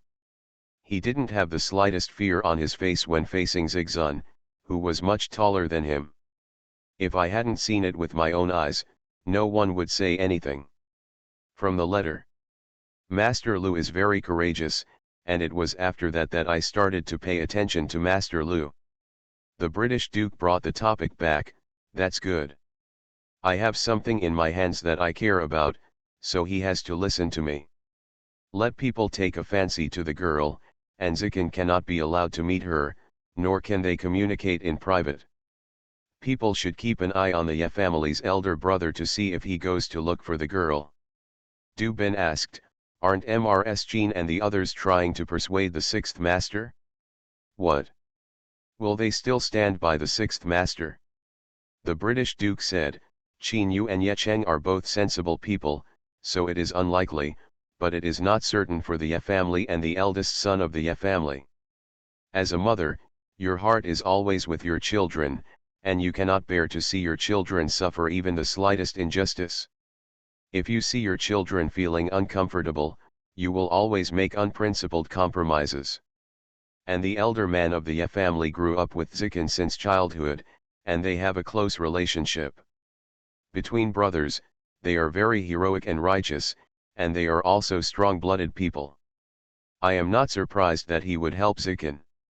So, keep an eye on Mr. Ye and the people around him, as well as the elder man of the Ye family and his few boys. Du Bin bowed and said, "Okay, I'll make arrangements right now." When Du Bin arranged to come back, the British Duke asked, "Is there any news about Nizai?" Du Bin leaned forward and said, "Miss Gu didn't go out after returning to Wutong Lane yesterday. Early this morning, several cars left the city from the east gate and went to Zhuangzi outside the city." "When did Erlang of the Li family and the girl of the Shi family leave Wutong Lane?" asked the British Duke. Du Bin replied, "I left shortly after seeing Miss Gu back yesterday." The British father leaned on the rocking chair, tapped the armrest with his hand, and said slowly, "The two men of the Li family and the girls of the Shi family are like thorns, but they can play with that girl. It seems that girl it's not easy. Let those who are following you be smart and don't be careless." Du Bin responded, "Yes, I will give you instructions." Ye Minghao came out of the British palace, sent his family back to the Qingqiu palace, and turned around to go to Jinshui River. End of this chapter. You are listening to novels at Bless Up channel. Wish you happiness and luck. Please subscribe to receive new novels. How do you feel about this novel? Please like and leave a comment. The Rebirth of Space, the lucky girl from a farm family. Author, he would fire every. Chapter 196. Chapter 196. I hope I saw the right person. Taking Mingzin along the river bank towards Hongqiao, looking at the crowded road, Ye Minghao really suspected that everyone in the city was out, and told Mingzin, "Look carefully to see if there is anyone familiar with it people." Ming Xian bowed and responded, "Don't worry, I'm watching." The master and servant walked to Huangjia Shenyuan, and Mingzin called out, "Sir, Uncle Lin from the Ningyuan Marquis Mansion and the second Master Shi Mansion." "Where?" Ye Minghao asked, standing on tiptoes and looking in the direction of Mingzin's finger.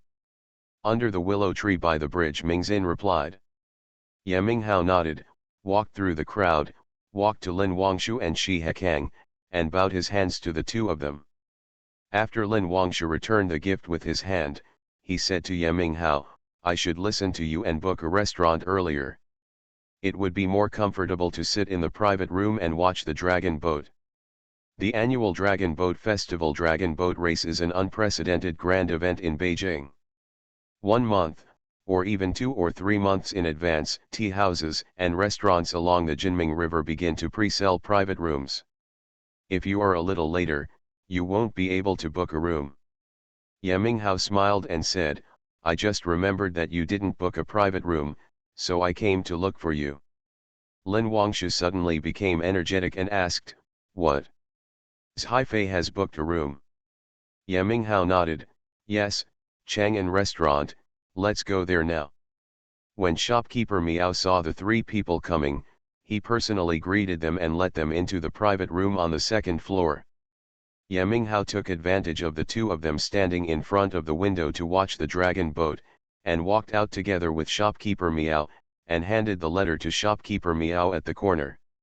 He explained, "Zikin asked me to give this to you, and asked you to go find Li Tao, the second young master of the Li Mansion in Baikangmen, and ask Li Tao to forward the letter to Gu Huayu in Wutong Lane." Shopkeeper Miao put away the letter and asked in a low voice, "Did something happen to Mr. Liu?"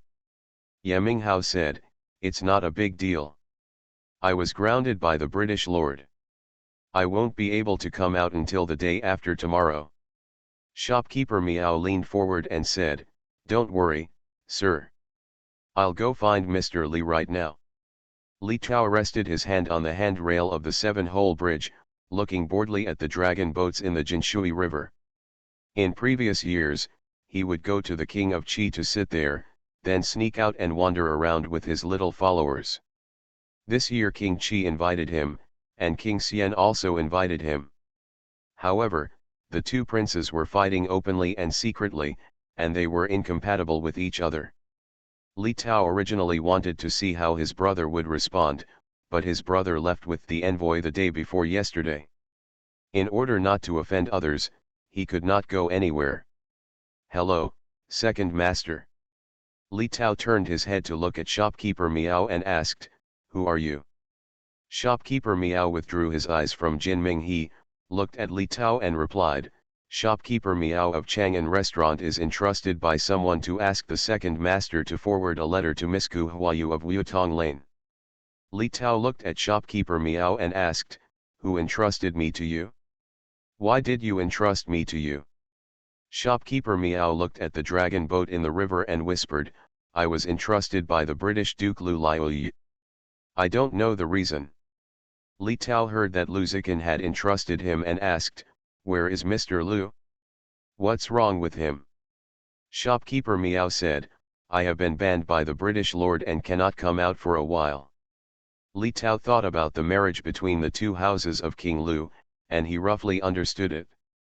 He didn't ask any more questions and just said, "Where is the letter?" Shopkeeper Miao handed the letter into Li Tao's hand and said, "Sixth master said that for the safety of Miss Gu, the fewer people know, the better. After I leave, the second master will leave.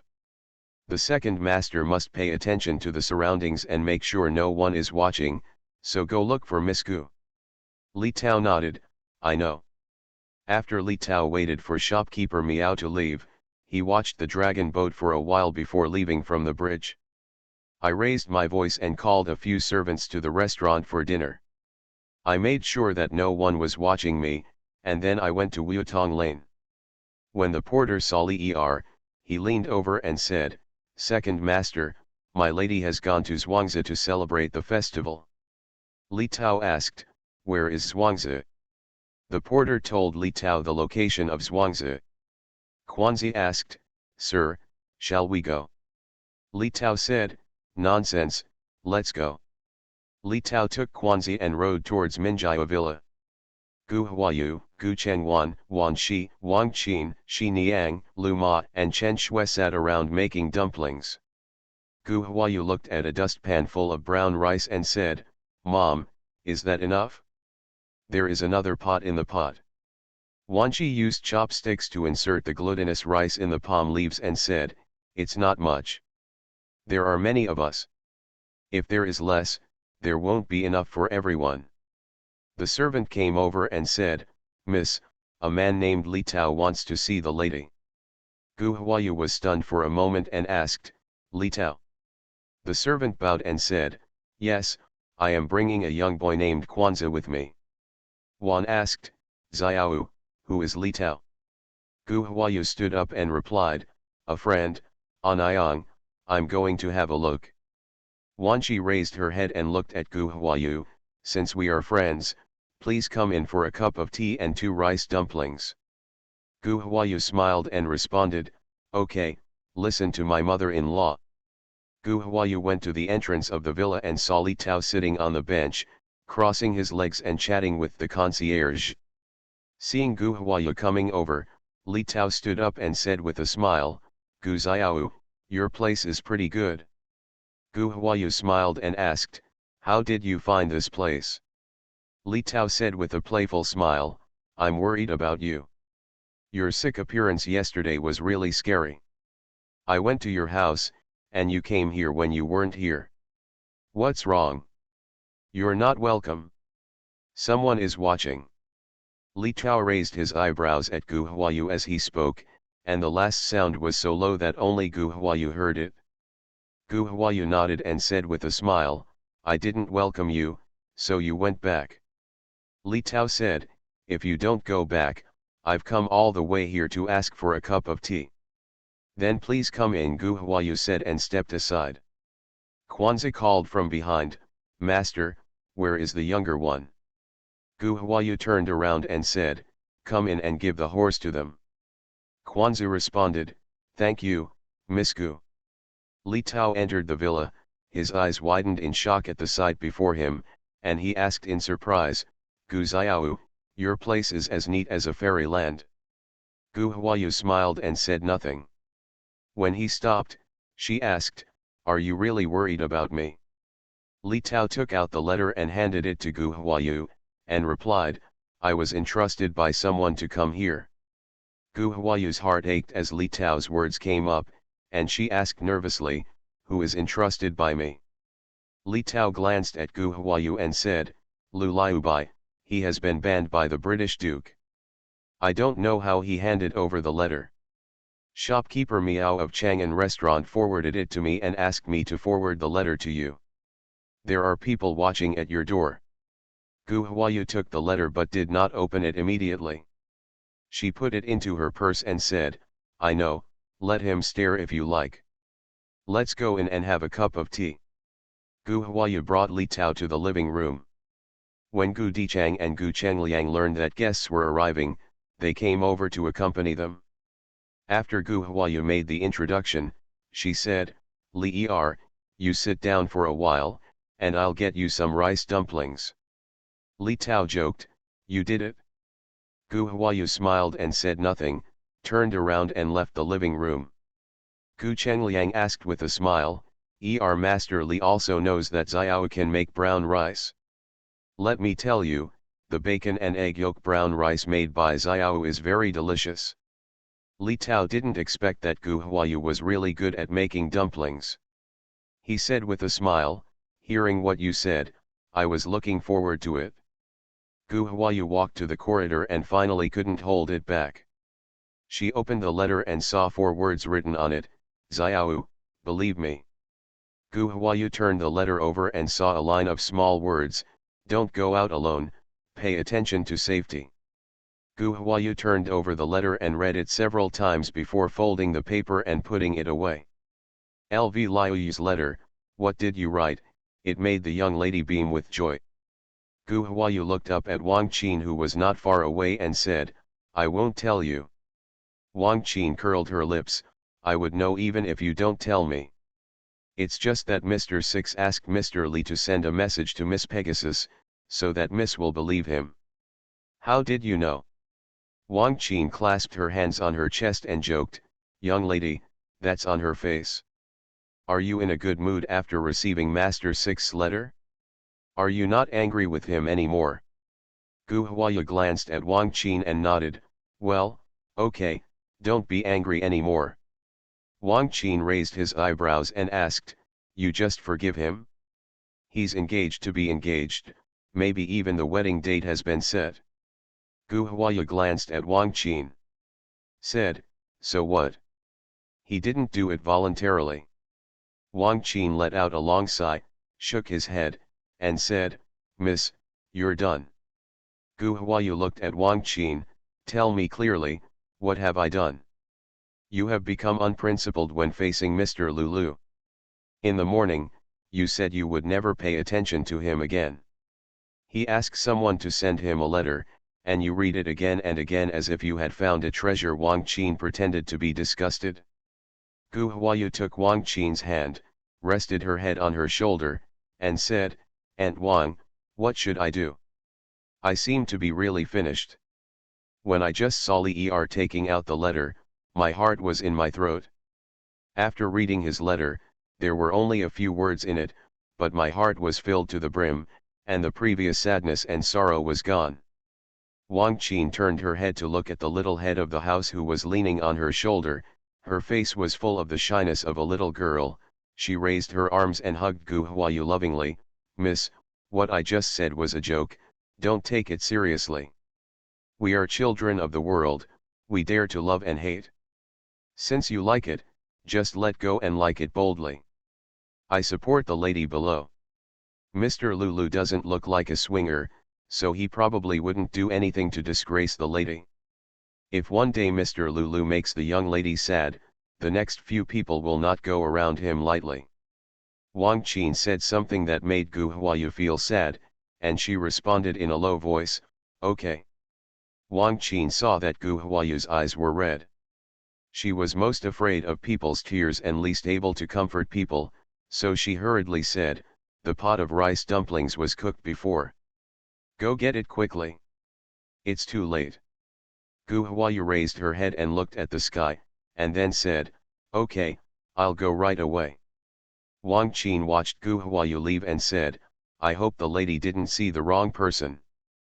Huada walked out from behind the pillar, stood next to Wang Qin, looked at Gu Huayu's back and said, Master Lulu has traveled all over Daxing to find the lady. He should not let the lady down. Wang Qin nodded and said, I hope so. Have you found out? How many people are there? Huada replied, there are 2 more than in the morning. They should have followed Mr. Li here. A few of them were sitting together and chatting. It seems that they are in the same group. What should I do? Let them stare, Wang Qin asked. Huada said, don't worry, let them keep an eye on you first. Let's go and eat rice dumplings. Li Tao stayed at the villa for a long time. After dinner, he returned to the city with Gu Chengliang and Gu Chengwan. Gu Huayu stayed and rested for 2 nights at the villa, and returned to the city with Huada and Wang Qin the next day. Wang Qin asked, Huada, no one is following you. Huada looked around and Gu Huayu said, don't worry about driving, no one is following you. Wang Qin opened the curtain to take a look, turned around and asked, has the lady checked before? Gu Huayu shook her head, no. How did the lady know? Wang Qin asked. Hearing by ear. Hear it? Miss, are your ears so good? Do you have good ears? Wang Qin asked while looking at Gu Huayu's ears. That's about it, Uncle Hua, how's Liu's grocery store going? Huada replied while driving the carriage, all the goods in the shop were destroyed. Mrs. Liu got the news and rushed to check. When she got out of the car, she stepped on her weak foot and fell off the carriage. The horse pulling the trailer stepped back and broke her right leg. Is anyone suspicious? Gu Huayu asked. Huada thought for a while, probably not. When Huaruiming took people over to check, he treated the matter as an accident. Wang Qin asked, isn't Commander Xiahua's brain not very good? Gu Huayu said casually, it's not that he has no brain, it's that his brain is not used in the right place. Huada took the words and said, yes, his thoughts are all on women. Gu Huayu turned the topic to business, Uncle Hua, let's check the Lu family line next. I have an intuition that back then, Huasu was just a puppet, and there was a hand behind him controlling him. Moreover, this person's power is extraordinary. Let's start with the British public investigation. Wang Qin asked, why did Miss say this? Gu Huayu leaned back and said, the British Duke's engagement to Qinjian reminded me of him. Mr. Liu and Mrs. Li are cousins, and Huaruiming happens to be about 5 years older than me. In total, Huasu married the Liu family exactly during the 2 years when Long Yingwei pushed her from the dark to the light. There must be something we don't know about this. Huada patted his head and said, yes, why didn't I think of this? I only focused on Huasu and Chen Song, and I immediately arranged for people to investigate. Gu Huayu warned, this person has been able to hide for more than 20 years. It's not easy. Be careful when checking so that no one notices him. Huada bowed and responded, okay, I understand. Gu Huayu thought for a while and said, as for the bank and restaurant, we need to work harder and strive to open at the end of the month. We will cut off the financial path of Giung and Baofeng Bank. Let's see, what will Long Yingwei do if there is no money? Nourish people. Huada nodded in agreement, okay, I'll keep an eye on it in the next few days and try to open it by the end of the month. Wang Qin asked, Miss, if Duke Ying is the one who harmed the head of the family and his wife, then you and Mr. Liu. Wang Qin did not say the next words. Gu Huayu thought for a while, shook her head and said, I don't know. Let's check it out, and then we'll talk about it. Take one step at a time and see. Gu Huayu didn't want to think too much. She hoped that this guess was wrong. After the car entered the city, Gu Huayu said, go to Minjiao Pavilion on Yongchun Road. Huada responded and drove the car to Minjiao Pavilion on Yongchun Road. As the carriage entered the backyard of Minjiao Pavilion, Gu Huayu said, you two go back and act as planned. Wang Qin hesitated and said, "Miss, do you want me to stay and take care of you?" End of this chapter. The Rebirth of Space, the lucky girl from a farm family. Author, he would fire every. Chapter 197. Chapter 197 Suspicion. Gu Huayu shook her head and said, "No, I can do it alone. If there are many people, I will be exposed easily." Wang Qin knew that Gu Huayu was suspicious of the Lu family and the British public, so she was bound to find out. Gu Huayu can disguise herself, so it is not difficult to avoid the British public eye. If she is around more, she will be easily noticed. Huada told Lu Guang to take good care of Gu Huayu, and then left with Wang Qin. Gu Huayu told Lu Guang, "Go and prepare some clothes for me. A few sets each for the boy, the waiter, the master, and a few sets for the maids and wives. Send them all to my room." Lu Guang bowed down and turned around to prepare. Gu Huayu stood in front of the window, looking at the ruins opposite and lost in thought. What happened back then? If no one helped, Huasu would not have succeeded. Judging from what we see before us, it is most likely that the person manipulating Huasu is the British princess. Why did the British public do this? The British Duke has received hereditary and unrequited rewards, and is already the most noble family in the world besides the royal family. Does the British public have ambitions to become the most noble people in the world? Gu Huayu was shocked by this idea and quickly shook her head to get herself out of her thoughts. Gu Huayu sat back on the soft couch. When she leaned back, she was knocked by something hard around her waist. Gu Huayu lowered her head and took off the cute cow pendant and held it in her hand, thinking that Lu Zikin had been released from the ban today. Where was he now? "Will you be staying in Qingzhou? The floodgates of longing are opened, and I want to appear in front of that person immediately." An hour later, Gu Huayu, dressed as a scholar, came out of Minjiao Pavilion and went to Qinghaka. Gu Huayu walked to the door of Qingkeju and was greeted by the waiter. "Sir, please come inside." Gu Huayu asked, "Is there an elegant room?"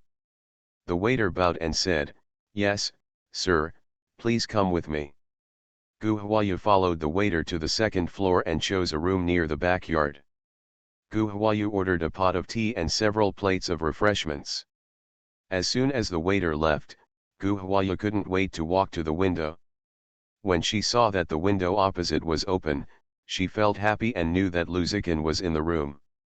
After a while, the waiter brought the things in. Gu Huayu told the waiter, "Please don't come and disturb me without my summons." The waiter bowed down, exited the room, and closed the door behind him.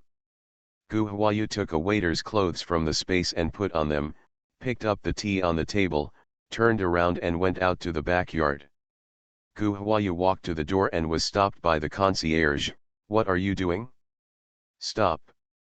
Gu Huayu leaned forward and said, "Bring tea to Mr. Lu."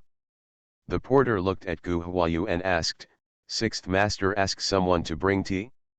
"Mr. Xian and the others prepare the snacks for Mr. Sixth.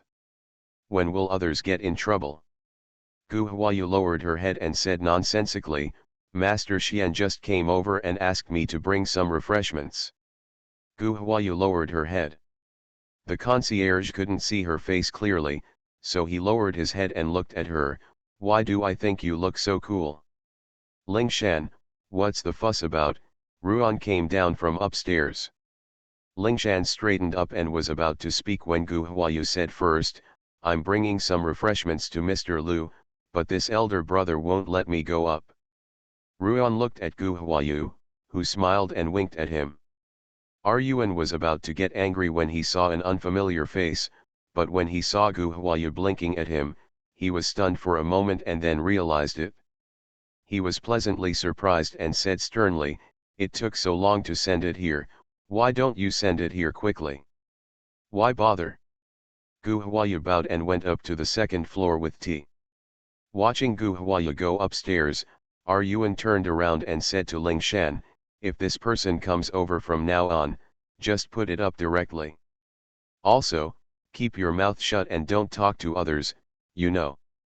Lingshan nodded belatedly, yes, Mr. N, I've written it down.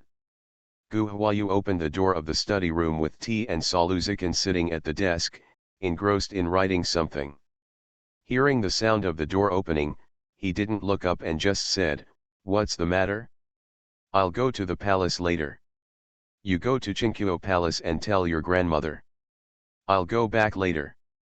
Gu Huayu said nothing and walked to the desk with tea. Lu Ziqin then said, "You will give the letter to shopkeeper Miao later, or ask him to find Li Er and ask Li Er to forward the letter to Xiao Yu." Gu Huayu put the tray on the desk and replied, "Why don't you just give it to me? Why bother Li Er?" Lu Ziqin heard Gu Huayu's voice, stopped his hands, looked up at Gu Huayu, and stared at her in disbelief. Gu Huayu looked at Lu Ziqin with a smile. After a moment, she said, "What? Are you stupid?" Lu Ziqin dropped the pen in his hand, walked around the desk, stretched out his hand to hold Gu Huayu in his arms, and after a long while, he said, "Xiao, it's really you." Gu Huayu responded softly, "It's me." Lu Ziqin hugged Gu Huayu, lowered his head and smelled the fragrance of her hair, and said softly, "I feel like I am in a dream." After saying that, Lu Ziqin let go of Gu Huayu, looked up and down for a while, and said, "Are you okay? They didn't make things difficult for you?" "Bar." Gu Huayu smiled and shook her head, "Don't worry, no one can hurt me." Lu Ziqin led Gu Huayu to the soft couch and sat down. He raised his hand to pour tea for her. "Xiao, it is not my intention to discuss the marriage with the Prime Minister Wang's mansion. You believe me, I will handle it well." Gu Huayu nodded, "Okay, I believe you." LV Ziqin handed the teacup to Gu Huayu's hand, "Here, drink tea." Gu Huayu took the teacup, lowered her head and took a sip. Asked, "Why did the British Duke propose marriage to you?" "To put a wise king on the throne." Lu Ziqin nodded, "Yes. There are ministers in the court who are admonishing and asking the emperor to establish a heir apparent. My grandfather is planning for the prince." Gu Huayu nodded and asked, "There is no queen in the palace now?" Lu Ziqin nodded, "No, the empress passed away and the emperor did not establish another queen. The harem is now managed by the imperial concubine."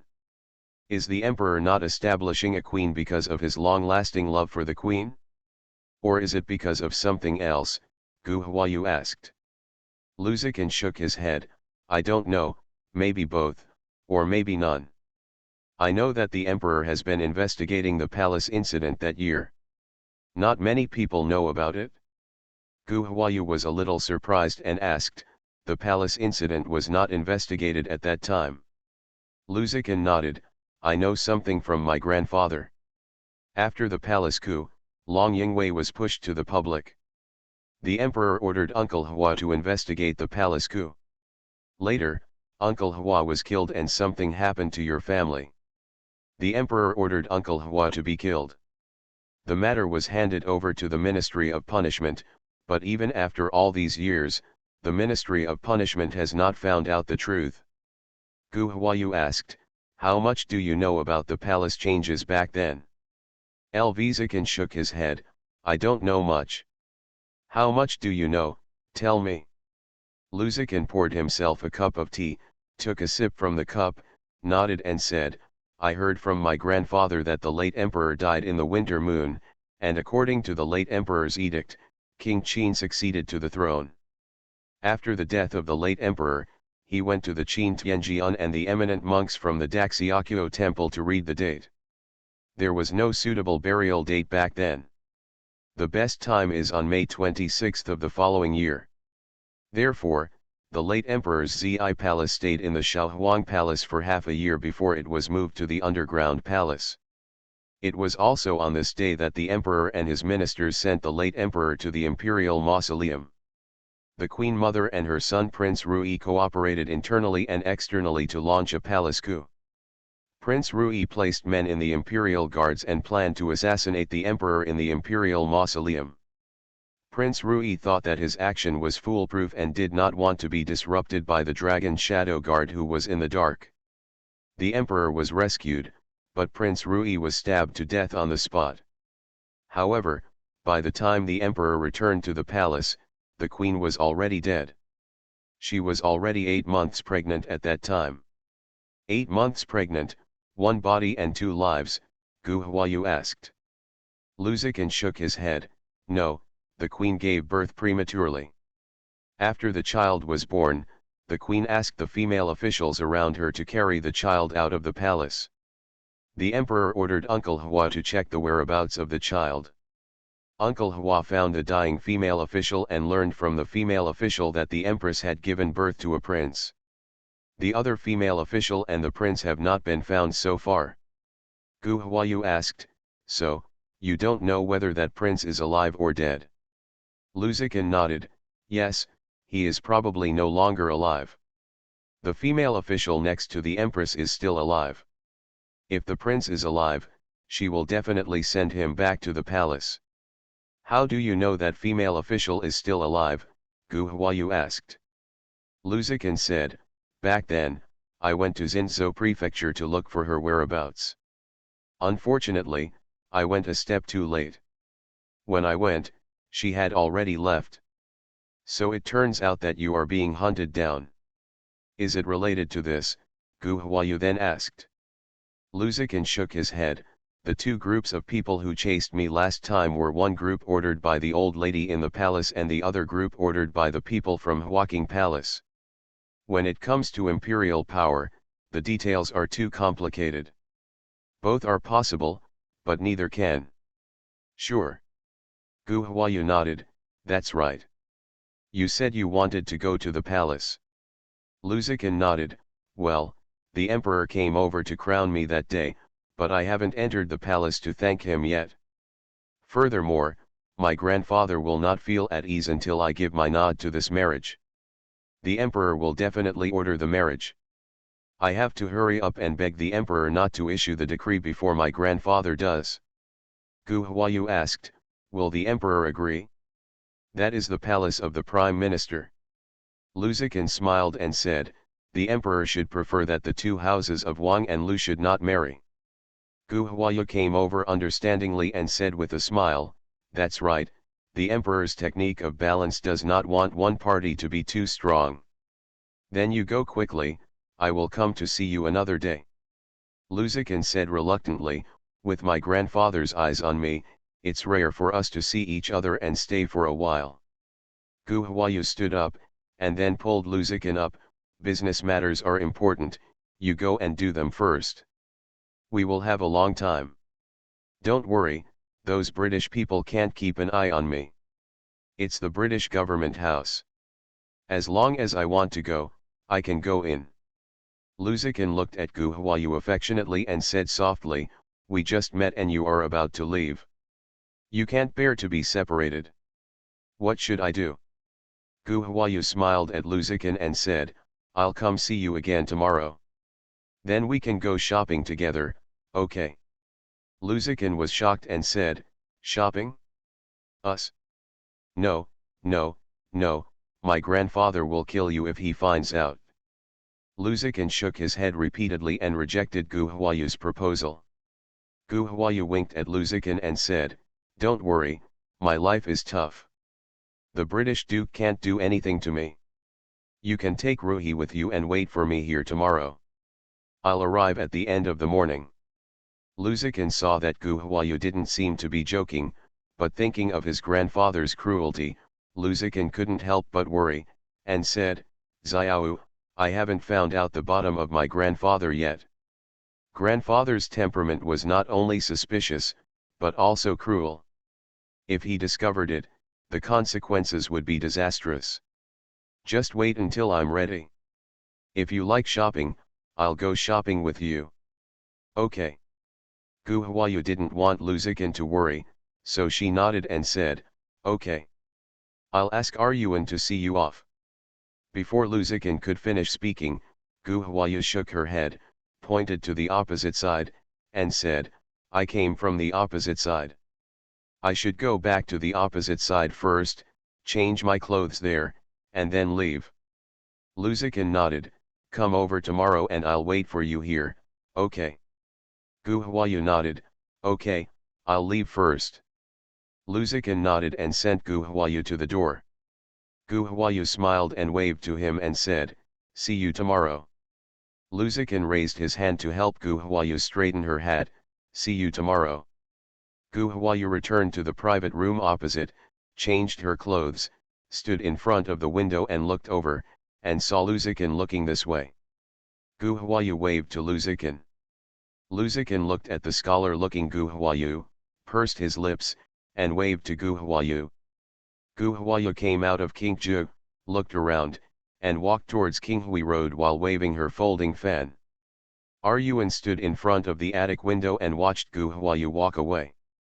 After making sure that no one was following him, he returned to the study on the second floor. Sir, Dr. Gu went to Qinghui Road. Luzikin asked, no one is following you.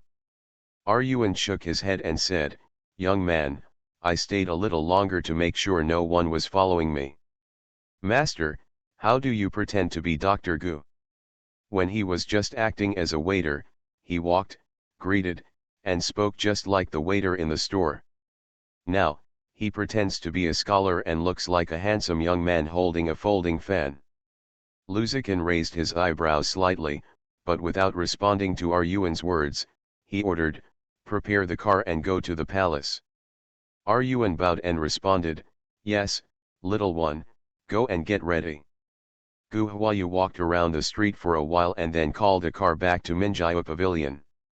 When Lu Guang saw Gu Huayu coming back, he leaned over and said, Miss, King Zhu is back.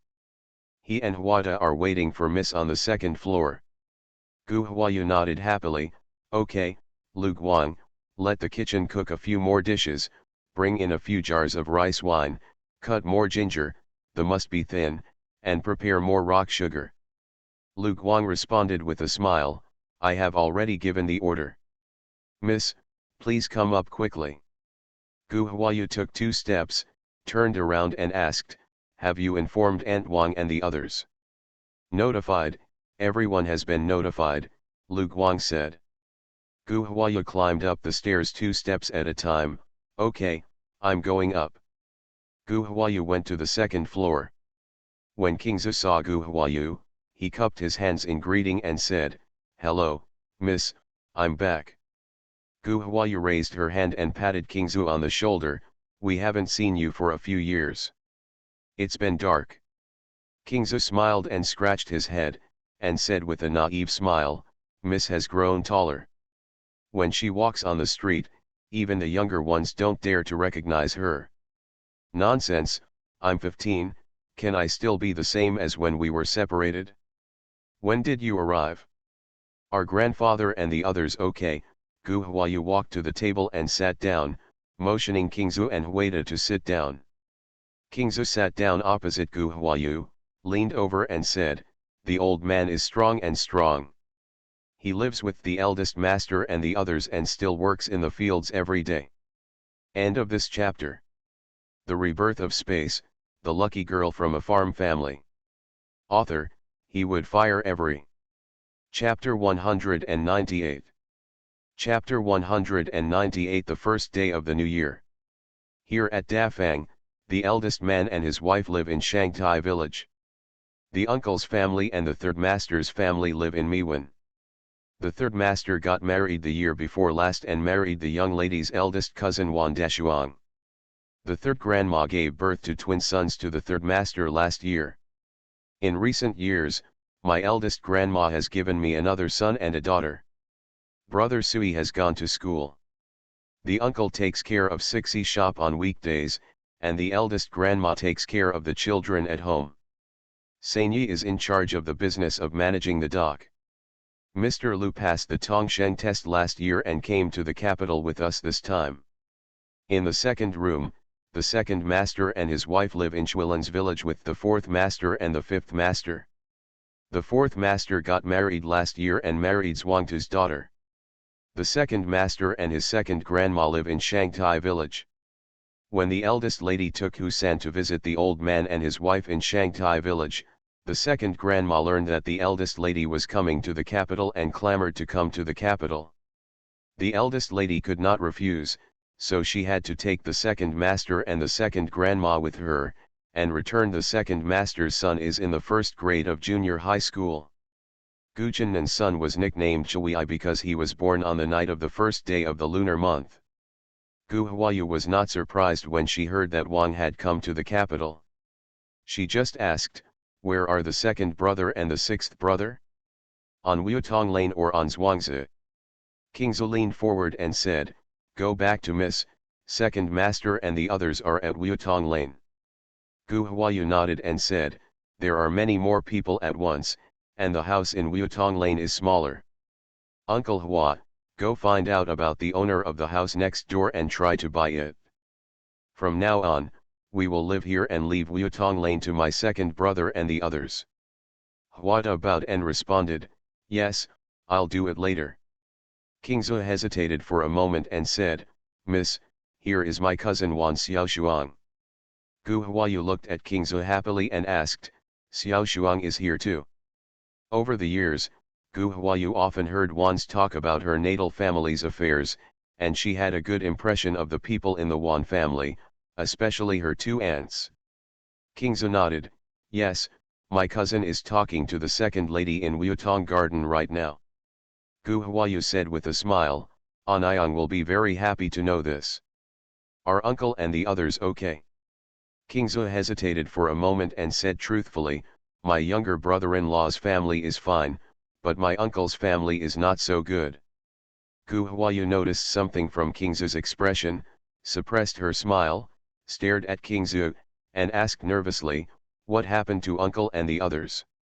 What happened at home?" King Zhu replied, "The winter before last, my uncle and his wife went to the mountains to cut firewood.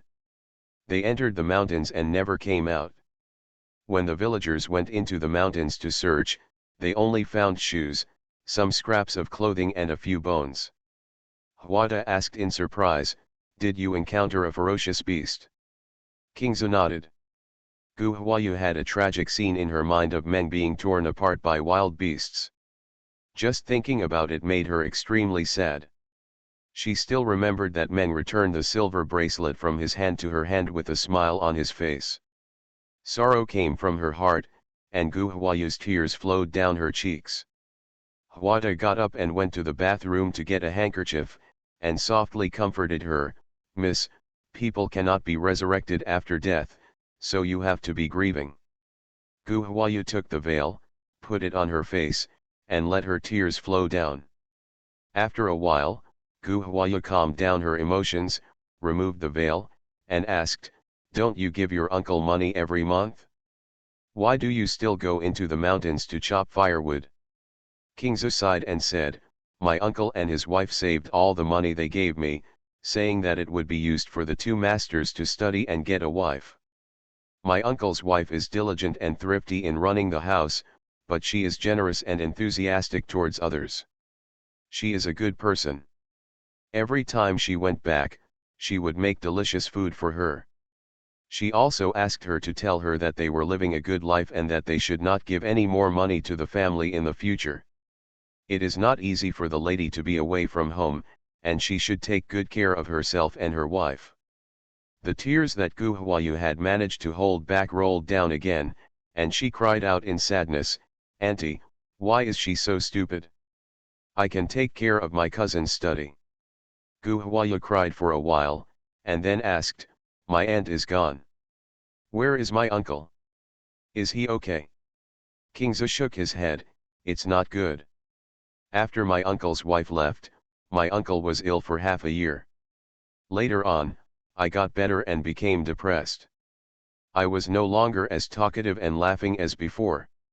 Due to the affairs of my uncle and his wife, the two grandfathers failed to pass the scientific examination. Now they are taking care of their uncle at home." Gu Huayu wiped away her tears and said to Huada, "Uncle Hua, send someone to pick up my uncle and two cousins, okay?" Huada bowed and responded, "Okay, King Zhu has to stay and listen to the girl, and let Zhengzhen go. Gu Huayu nodded and said, Xiao Shuang is here, let Zhengzhen pick up the second uncle and the second aunt. Huatan nodded and said, okay, I'll follow the lady's arrangements. Gu Huayu thought for a while and then asked, is there a notice in Shishan to arrest shopkeeper Huang and Su Min? King Zhu shook his head, no, it seems that he was suppressed by Magistrate Wang. After County Magistrate Chen retired due to injury, Wang County Cheng first acted as the county magistrate, and later Han Wenwen officially took office. County Magistrate Wang has had excellent performance for several years in a row, and he should be promoted soon. By the way, it is said that Magistrate Chen and his family have also come to the capital. Huatan nodded, yes, it's not that enemies don't get together. As soon as we arrived in the capital, the young lady met Mr. Chen, the nephew of County Magistrate Chen. Mr. Chen was teasing the young lady, and Mr. Li's men took her to Tianxiang Pond and soaked her in it for half a day. Now everyone calls Mr. Chen Tianxiang. Gu Huayu was stunned and said, have I forgotten about this? Is Chen Tianxiang the nephew of County Magistrate Chen? Huata replied, after Miss came back that day, I went to check and found that both County Magistrate Chen and the Zheng family were in the capital. The concubine who harmed the eldest lady had a 5-year-old son, and he was raised in the name of the Zheng family. Mr. Chen cannot get off the ground with his legs and sits in a wheelchair all day long. Gu Huayu thought for a while and said, it's true that we are enemies on a narrow road. Never mind, if he doesn't provoke us in the future, we can live in peace. If he provokes us, we will give him back severely. Huatan nodded, reciprocity is the right thing to do, that's the principle. Gu Huayu continued, my second brother is kind-hearted and a good person. But Mr. Wang is a white-eyed wolf who is not well bred. For the sake of my second brother, I tolerate her a little, but I have to be on guard against her and send a maid to serve her and keep an eye on her. Huatan nodded in agreement, okay, I'll make arrangements later. Gu Huayu said, tell Shi Niang to teach Wang family the rules. Furthermore, the first year of junior high school is over 4 years old this year. It's time for enlightenment. Find a gentleman to come into the house to teach him. Find a companion for the first grade of junior high school and study with him. Also, find a manager to take care of Chuyi's food and daily life, so that Chuyi can stay away from the Wang family and avoid being poisoned by the Wang family. Okay, I understand, Huata responded. King Zhu is finally back. We haven't seen him for several years. The young man is getting more and more energetic. Wang Qin walked to the door and walked in with a smile. King Zhu stood up and bowed his hands to Wang Qin in greeting. After a while of greetings, he sat down. Sui Er and Mi Chen came in, and there was another greeting. Lu Guang invited everyone to sit down. Zhengzhen and Junjia also came over, filling a large table. There were so many people and it was so lively. Gu Huayu was happy and drank 2 glasses of rice wine. During the dinner, Huata gave instructions on the recent arrangements. Gu Huayu continued, Wutong Lane is now being targeted. King Zhu, Zhengzhen, and Junzhong have never shown their faces. They will live in Minjiao Pavilion from now on, so don't go to Wutong Lane easily. From now on, we will discuss matters here and report anything back here. Everybody bowed their bodies to comply. After the banquet, Gu Huayu asked King Yu to take him back to Wutong Lane. Wutong Lane, Mrs. Wang walked around the house twice, returned to the living room, curled her lips and complained, does Xiao not welcome us? We have been here for half a day, and she doesn't come out to see us. Gu Chengwan and Wan Xiaoshuang were chatting about their daily routine. When they saw Mr. Wang coming in, they stopped talking and raised their heads and said, Xiao is not welcome, aren't you here too? Why don't you take the car back now? You. Wang stared at Gu Chengwan and gritted her teeth. Gu Chengwan met Wang's gaze and asked, what am I? I'm not as thick-skinned as you. Think about what you said and did to Xiao. Don't you feel blushing? If I were you, I would be embarrassed to meet Xiao for the rest of my life. Mrs. Wang looked at Gu Chennan and shouted, "You don't care? Let her talk about me like this? I am her second sister-in-law." Gu Chennan raised his head and looked at Wang. "What Xiao Wan said is the truth. What do you want me to do? You were the one who clamored to come, and you were also the one who made the hurtful remarks at the beginning. You are only allowed to hurt them with words, but you are not allowed to say a few words about you." Wang pointed at Gu Chennan. "You bastard, you never say a word for me. You only know how to bully me with outsiders." Gu Chengwan sneered and said, "Collaborating with outsiders? Wang, please understand first. My second brother and I are siblings from the same mother and father. We are brothers and sisters." Wang reached out and picked up Chuyi, who was playing on the ground. "Okay, you are brothers and sisters, I am an outsider, I will take my son with me." "Okay." Chu scraped his feet against the ground, leaned back, struggled hard, and tried to break away from Wang's big hand, shouting, "Mom, let me go. I won't leave, I want to be with my dad." Seeing her son struggling, Mrs. Wang tightened her grip even more, and cursed while dragging her, "You little white-eyed wolf, my mother-in-law loves you so much in vain. People don't want you at all. What are you doing here? Is it embarrassing?" On the first day of the month, Chuyi cried and said, "My father will never abandon me. Father, I don't want to go with my mother-in-law. I want to be with my father." Gu Chennan stood up and walked over, picked up his son with one hand, and broke Wang's hand with the other. He yelled at Wang, "Why are you crazy? Let go of the first grade of junior high school." Wang held Chuyi tightly, raised her chest and shouted at Gu Chennan, "This is my son, why should I let go? Your family can't tolerate me, I will leave, and I will take my son with me. If you want to leave, go by yourself and leave the first day behind." Gu Chennan couldn't pry away Wang's hand, so he raised his hand to push. Wang held Chuyi's hand tightly, and Chuyi's hand was painfully pinched by Wang, and she started crying. Gu Chengjiao advised from the side, "Xiui, it hurts when I pinch you. Let go first." Wang yelled at Gu Chengjiao like a madman, "Chuyi is my son, no one can take it away. Let me go. Don't even think about it." Gu Huayu entered the house and happened to see the noisy scene and asked, "What's going on?" Wang was stunned when he heard Gu Huayu's voice and let go of his hand. Gu Chennan hurriedly picked up his son and coaxed him, "On the first day of the new year, don't cry. My sister-in-law is back. Call me sister-in-law." After finishing speaking, Gu Chennan looked up at Gu Huayu and greeted him sheepishly, "Xiao is back. This has caused trouble for Xiao." Looking at Gu Chennan's appearance, Gu Huayu felt sad. She smiled and said hello to the first grade student in Gu Chennan's arms, "You are in the first grade of junior high school, right? You have grown so big. When my sister-in-law saw you back then, you were only this old." Gu Huayu gestured while talking, and then wiped the tears of the first grader with a handkerchief. "Time flies so fast, and in a blink of an eye, we are all big friends in the first grade of junior high school." On the first day of the new year, he looked at Gu Huayu with tears in his eyes and sobbed from time to time.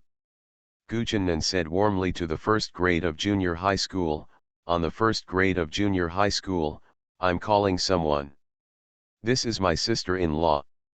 My father often calls me the sister-in-law of the first grade of junior high school." The first grade of junior high school looked at Gu Huayu, then turned to look at Gu Chennan, and asked in a sweet voice, "The girl who saved the first grade of junior high school?"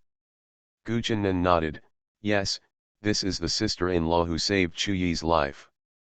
On the first day of the new year, she sobbed and stretched out her hand to Gu Huayu, "Sister-in-law, hug me."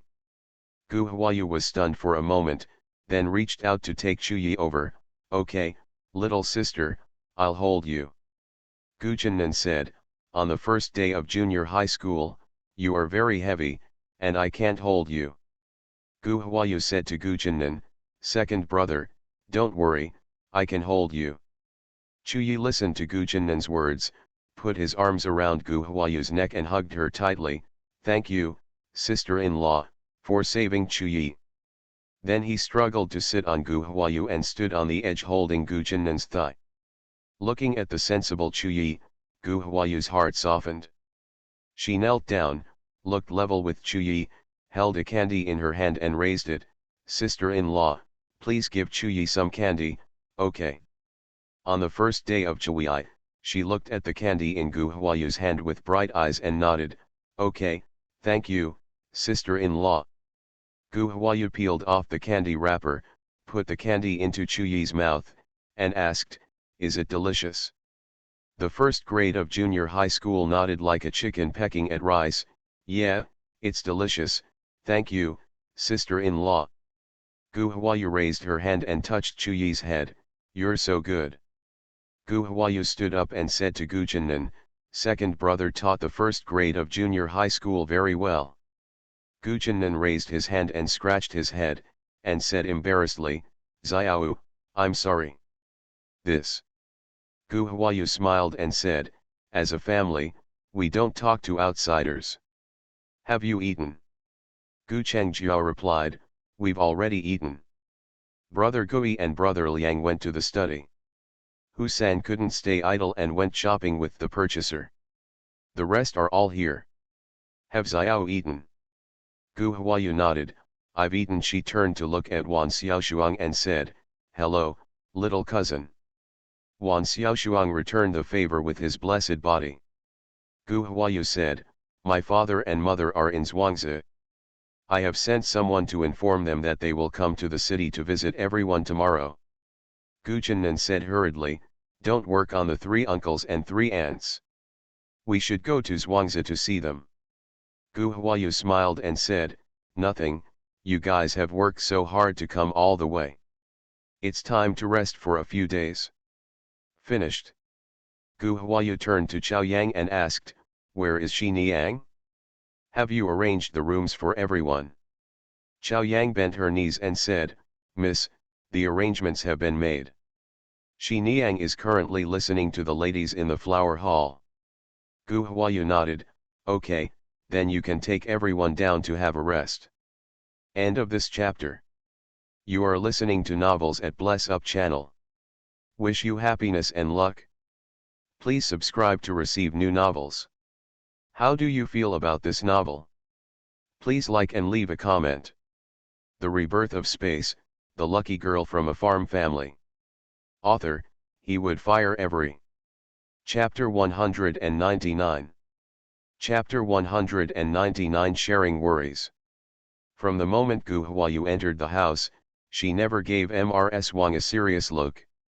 Wang wanted to talk to her several times, but Gu Huayu pretended not to see her and regarded her as nothing.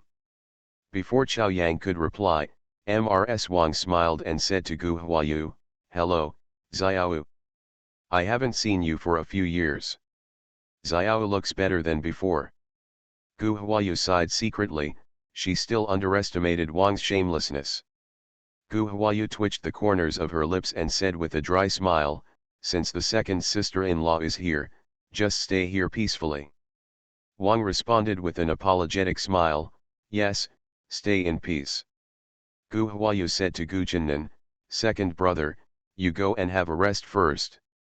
If you have anything to say, we'll talk about it tomorrow. Gu Jinnan nodded, held Chu Yi's hand and said, Ji Yi, say goodbye to my sister-in-law.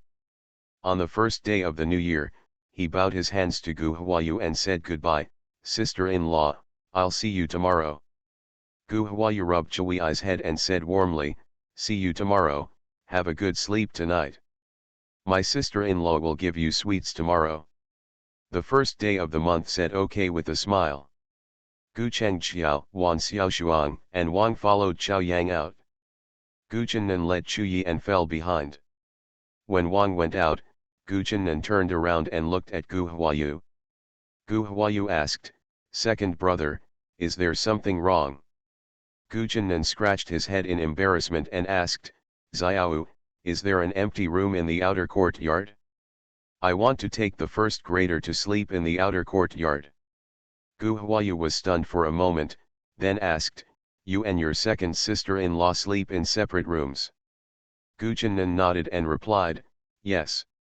After she gave birth to the first grade of junior high school, we slept separately. Why?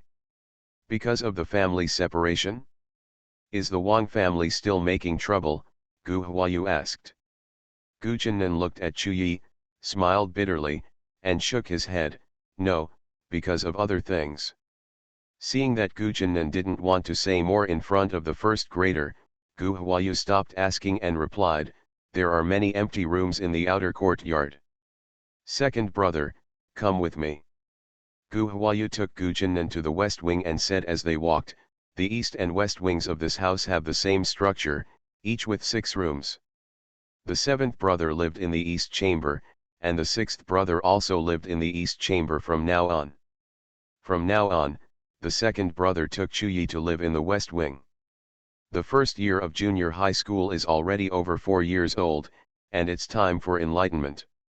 I have already given instructions to invite a gentleman to come back and teach the first grade students. Gu Jinnan said gratefully, Xiao, thank you. Gu Huayu smiled and said, my brothers and sisters, I just said thank you and went away. Have you been the one to take care of the first grade students all these years? Gu Jinnan looked back at Gu Huayu, nodded and said, I will keep your words in mind. I am afraid that she will take the first grade of junior high school astray, and I dare not let her take care of the first grade of junior high school. I will take the first grade of junior high school with me wherever I go. It's hard to do things and take care of children at the same time, isn't it? Gu Huayu held Chu Yi's hand and walked forward side by side, asking as she walked. Gu Jinnan smiled and shook his head, it's not bitter. Watching the first year of junior high school grow up makes my heart sweet. Gu Huayu saw the satisfied smile on Gu Jinnan's face and smiled. After settling Gu Jinnan and his son, Gu Huayu returned to his small courtyard. Seeing Gu Changjiao standing at the door of the courtyard, she asked, Sister, what do you want from me? Gu Changjiao nodded. Gu Huayu stepped in and said, Sister, please come to the room. Gu Changjiao followed him into the room. Gu Huayu poured a cup of tea for Gu Changjiao and said, Sister, sit down and drink tea. Gu Changjiao sat down, holding the teacup in her hand, and said apologetically, Xiao, if Mrs. Wang comes here, will it cause you any trouble? Gu Huayu smiled, shook her head, and said, it's okay. It's just a matter of multiple pairs of chopsticks for more than one person. Sister, please relax. Gu Changjiao lowered his head and said, if it were someone else, it might be a matter of having multiple pairs of chopsticks. But Mrs. Wang is too troublemaking, and I'm worried that she will cause trouble for you. She is coming to the capital. If she is not allowed to come, I am worried that she will disturb the peace in the family, so I have to let her come with her. Gu Changjiao's brows were knotted with guilt. Gu Huayu held Gu Changjiao's hand and said comfortingly, eldest sister is right. If the Wang family is coming, eldest sister should bring her here, so as not to cause her to act like a monster at home and make her grandfather and the others uneasy. Sister, what happened to the second brother and the Wang family? The second brother took the first grade of junior high school to live in the front yard instead of living with Mr. Wang. There were some things that Gu Huayu couldn't ask Gu Jinnan, so she turned to Gu Changjiao to ask. Gu Changjiao sighed and said, it's a long story, I only found out about it after taking Hu 3 times. The first night Hu-san and I rested at home, Mrs. Wang made trouble with Brother Nan and wanted to live in Brother Nan's room. Brother Nan bolted the door and let Wang smash the door loudly, but did not open the door. I asked my mother-in-law, and she said that after the birth of Chu, Brother Nan and Mrs. Wang slept in separate rooms. Because of this, Mrs. Wang had many quarrels, but Brother Nan was determined to ignore her and let her make trouble. When Mrs. Wang saw that Brother Nan ignored her, The trouble stopped after a while. Later on, whenever guests came to the house, Wang would make a fuss. She thought that brother Nan would pay attention to her for the sake of face, but he still ignored her. After hearing this, Gu Huayu frowned and said, "Second brother won't do this for no reason. Did something happen between them?" Gu Changjiao said, "I asked my mother about this, and she said that the Wang family was dissatisfied with the separation of the family, saying that there were so many brothers and sisters, but you were the only one who was special." He also scolded brother Nan for not fighting or grabbing, for living a useless life and letting others take advantage of him.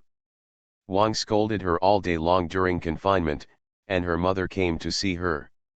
She watched her mother cry, and her mother gave her advice, telling her to stop nursing the baby and leave the baby behind and go home with her. Wang listened to her mother and left the first grade of junior high school to follow her mother back. Brother Nan stopped her from going back, so she couldn't leave during the day.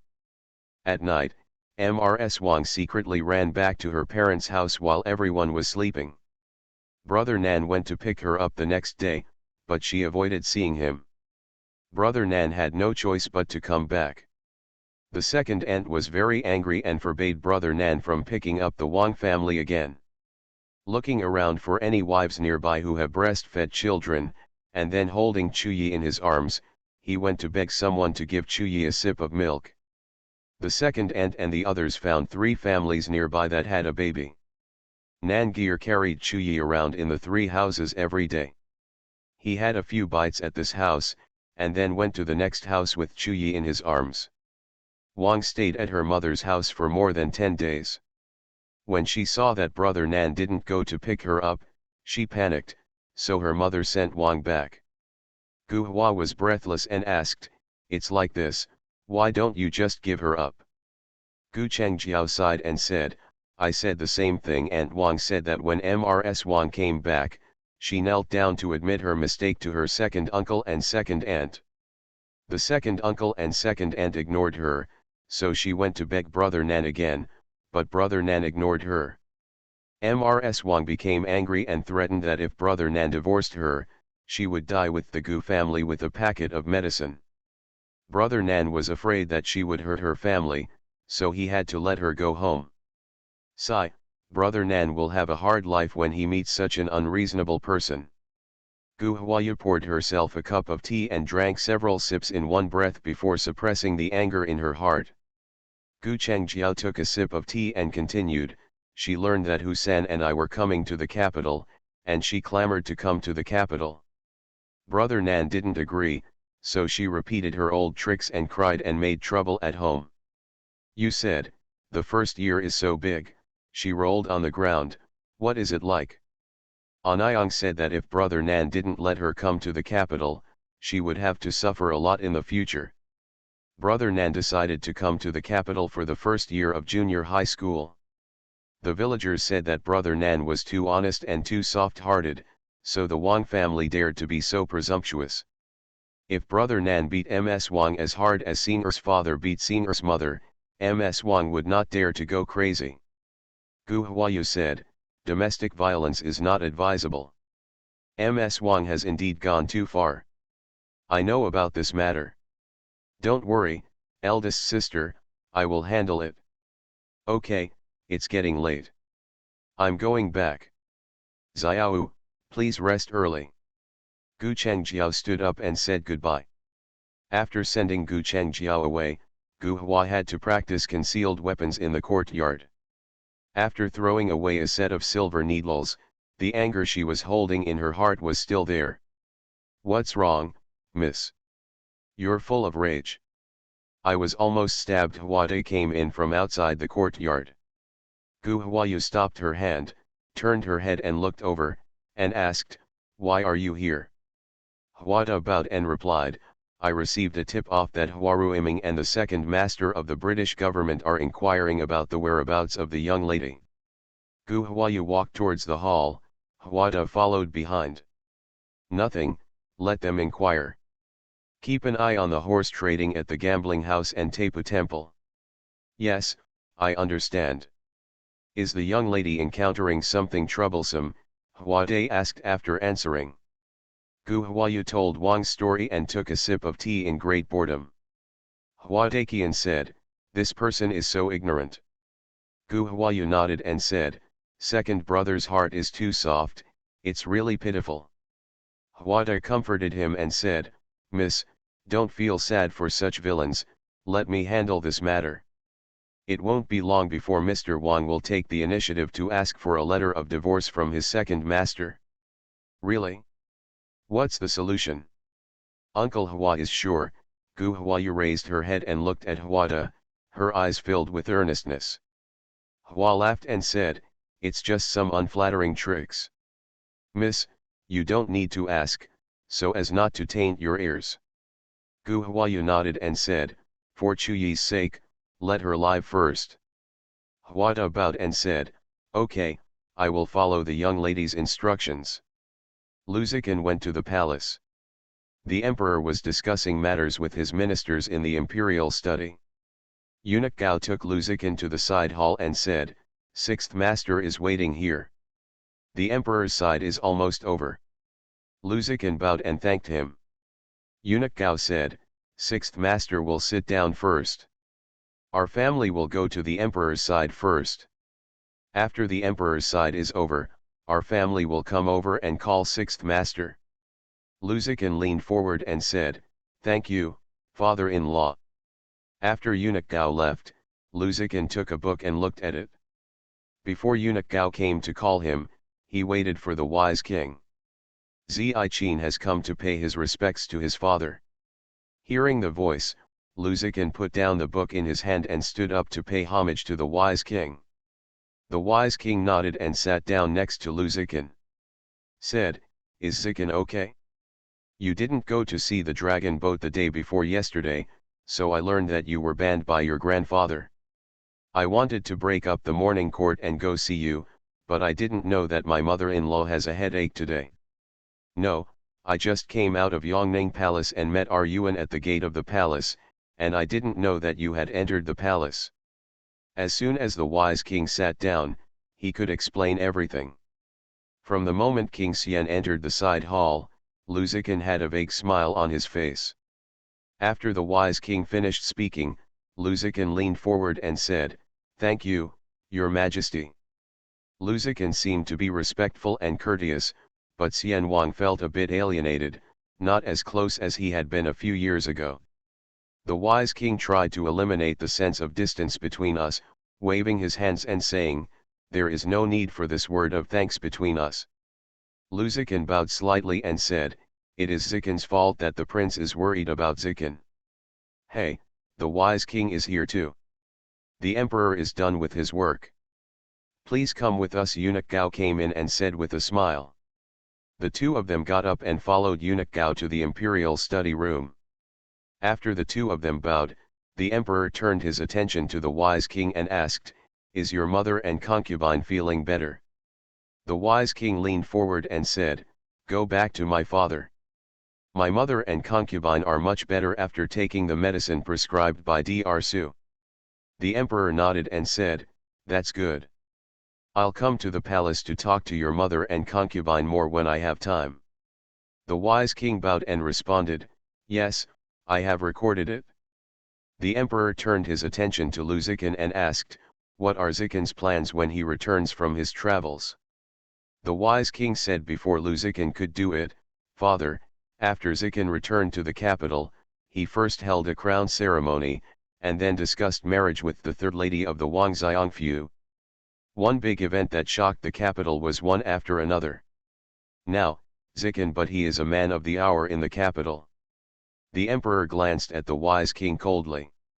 The wise king lowered his head in embarrassment, bowed and said, "I'm sorry, I have overstepped my bounds. Please punish me, father."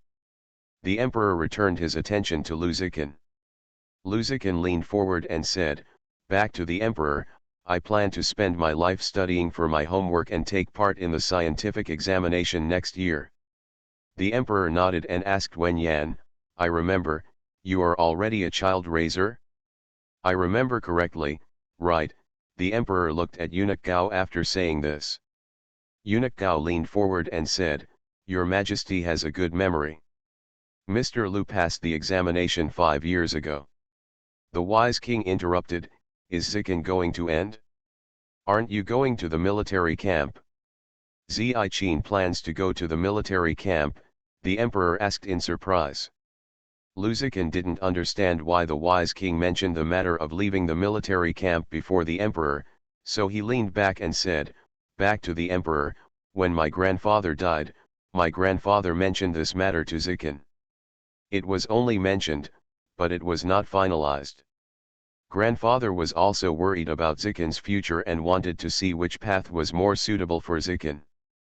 The emperor frowned slightly and said, "You have been weak since you were a child and have never practiced martial arts. How can you go to the military camp? What a nonsense." Lu Zikan lowered his head and did not answer.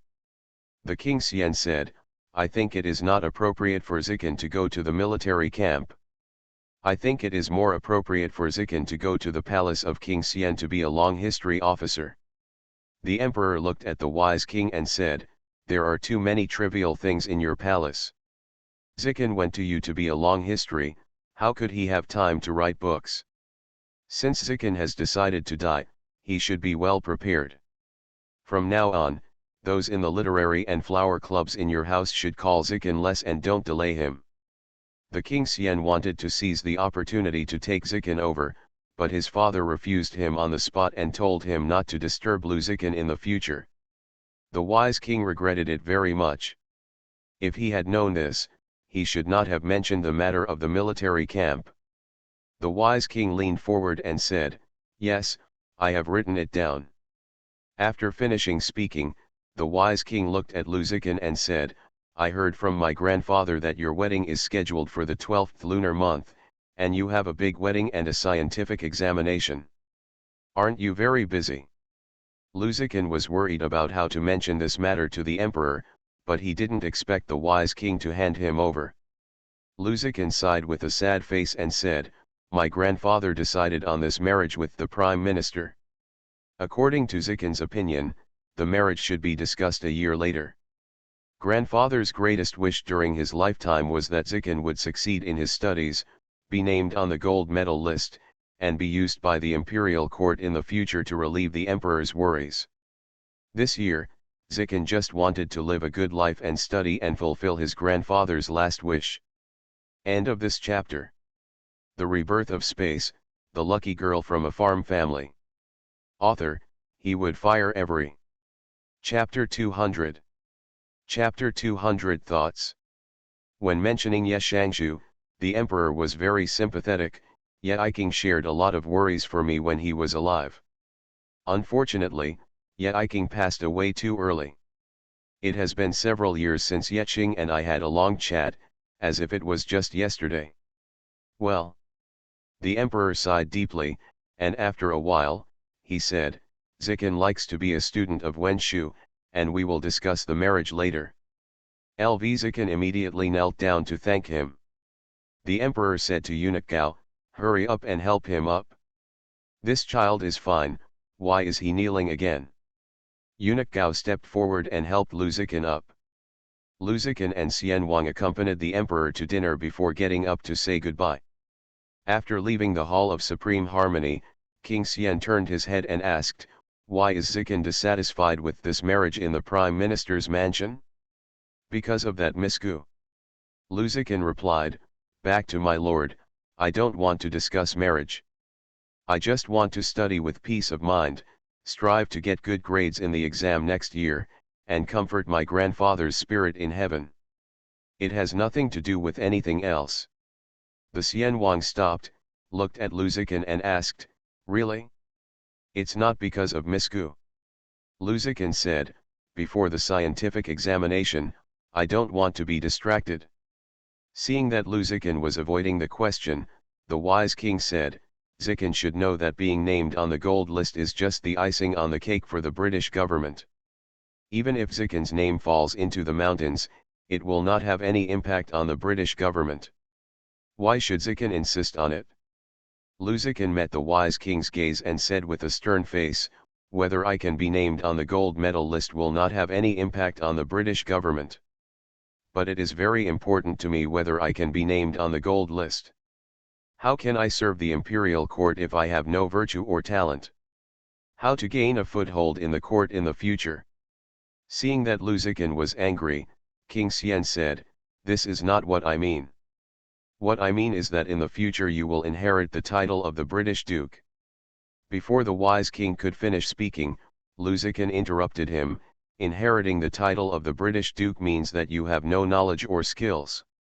When a person is alive, from birth to death, is he like a worm in a rice vat, eating when he sleeps, eating when he wakes up, and waiting to die?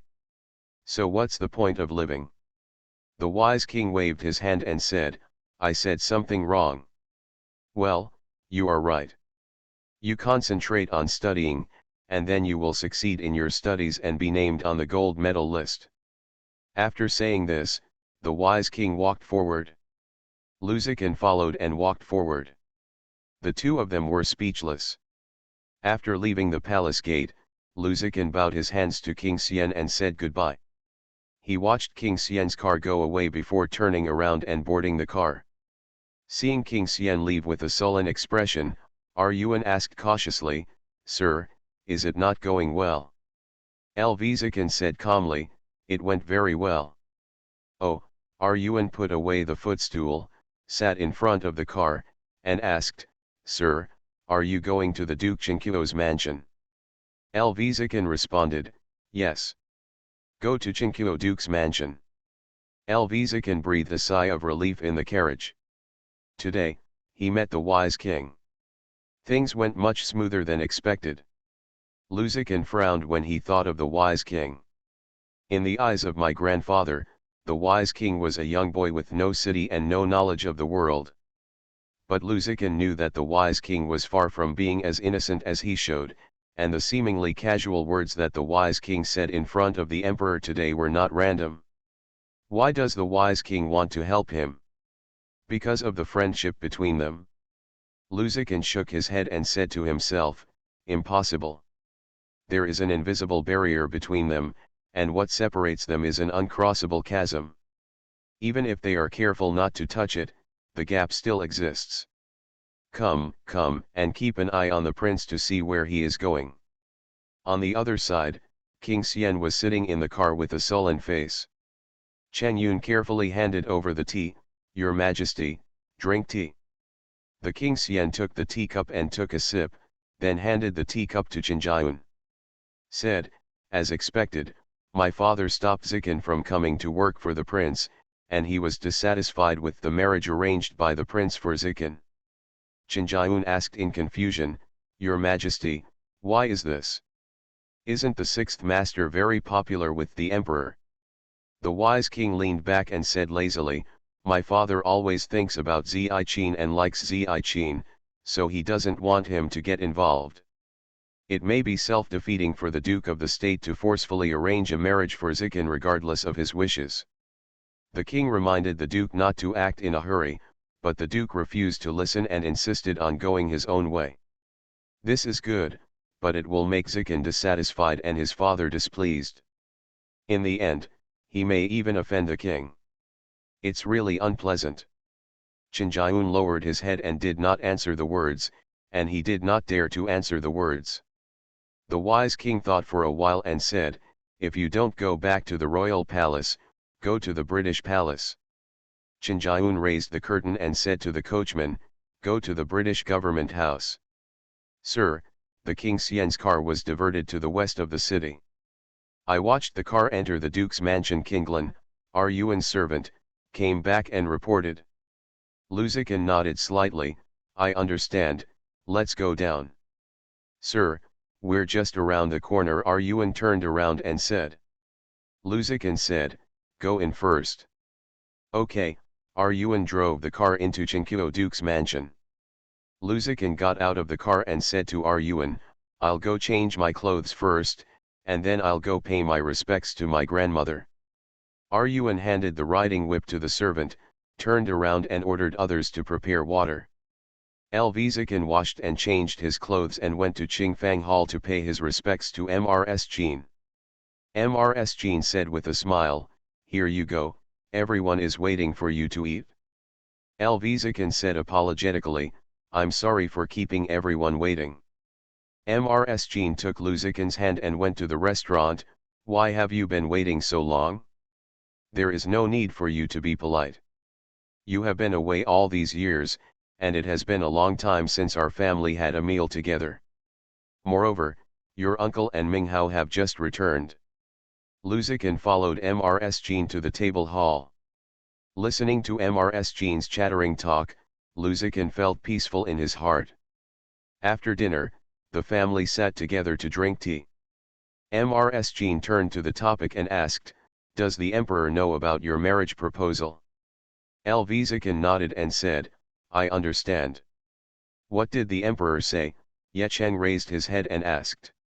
The Ye family knew very well that the emperor's intention was very important when Zikin wanted to cancel the engagement. Zikin gave a general account of what happened in the palace.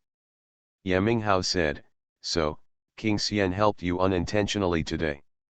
Zikin smiled and said, "Whether he did it intentionally or not, I will always remember him as a favor." Ye Minghao nodded, "It's right to remember his kindness. Even though the wise king is young, I feel that he understands you better than the British prince." Zikin smiled bitterly and said, "Rather than saying that he understands me, it is better to say that he understands the emperor better." "What? The emperor is not satisfied with this marriage?" Ye Cheng raised his head and asked.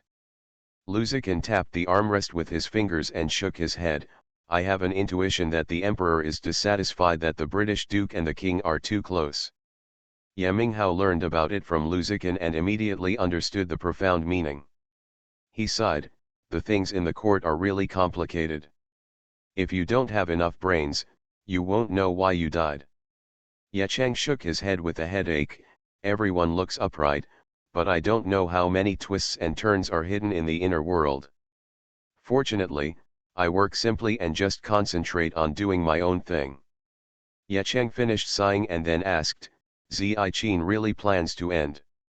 Zikin nodded, "Yes, not only do I have to go to the end, but I also have to take the exam well and strive for a good ranking. With your knowledge, you can take any test and you won't be able to get a first grade. Mingqian, your chance has come. Follow Zikin. Whatever book he reads, you should read it. Take his articles and memorize them carefully. He passed the first grade, how can you get into the second grade?" Ye Minghao turned to Ye Mingqian and said.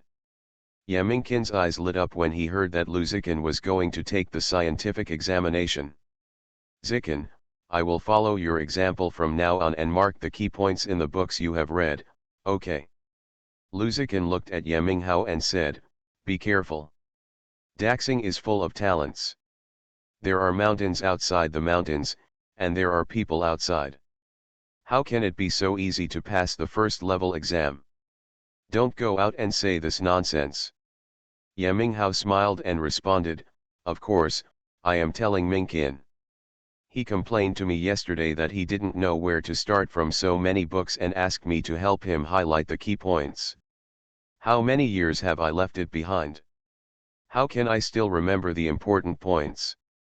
Zikin looked at Ye Mingqian and said, "Go through the book first, and ask R Yuan to sort out the notes and send them to you tomorrow, and you can review them according to the key points I marked."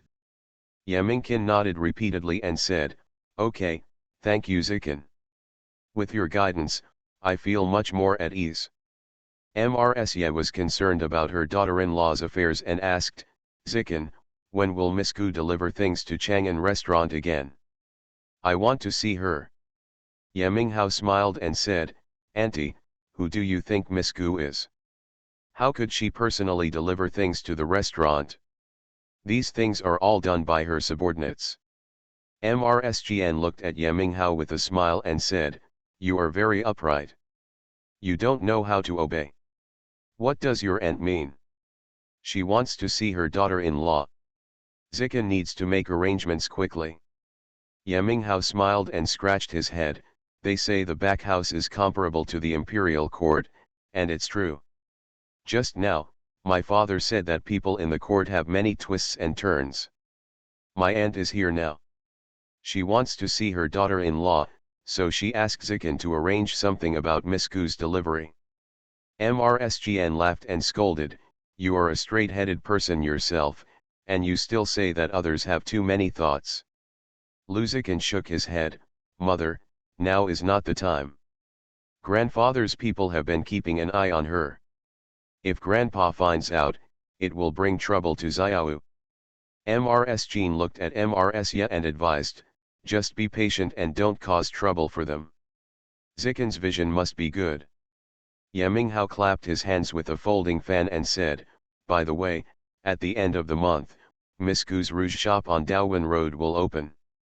Auntie can go around the shop when she arrives, and maybe she can meet Miss Gu by chance." MRSya looked at Yeminghao, "A powder shop?" "Yes, that day in the south of the city, Miss Gu said that she would open a makeup shop on Daowin Street, selling some rouge, gouache, and perfume.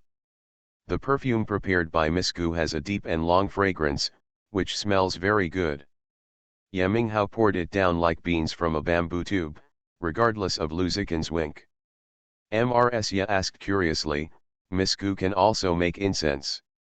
"In Daxing, it would be extremely elegant, extremely rare, and extremely remarkable for a lady to be able to blend and make incense. Who knows how to do it? He is an expert auntie. Wait a minute, I'll get it for you to take a look at."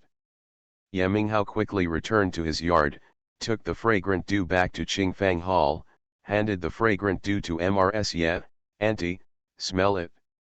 MRSya took the scented dew, took a look at it, unscrewed the cap, put it in front of her nose and smelled it.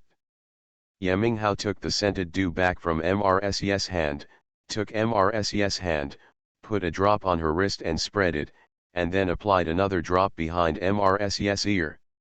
While wiping it, he said, "Auntie, the fragrant dew should be applied on this position. The beating of the pulse is conducive to the dispersion of the fragrant dew.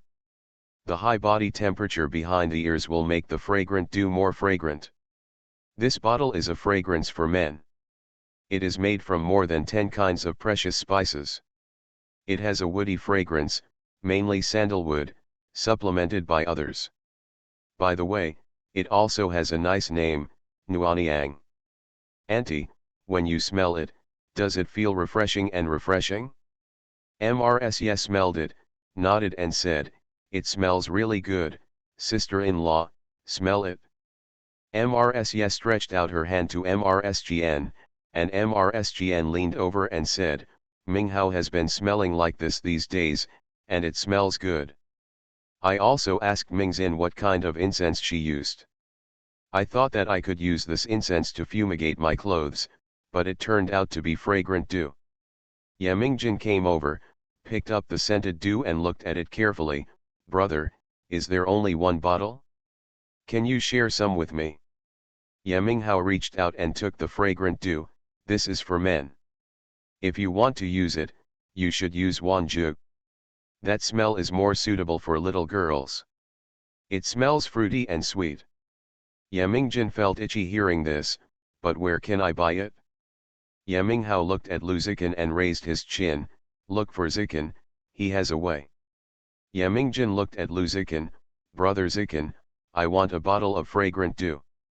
MRSGN looked up at Luzikin and said, "Zikin, I want a bottle too." Luzikin smiled and said, "When I see Xiao, I will ask her." "Grandma, what about you? Do you need it?" MRSGN smiled and said, "I'll go to the shop and pick it out myself." Yeminghao smiled and said, "Grandma is going to choose a grandson's wife, right?" MRSGN slapped Yeminghao with a round fan, laughed and scolded, "You are the only one who is smart." MRSya said, "Then I will go to the shop to pick it myself."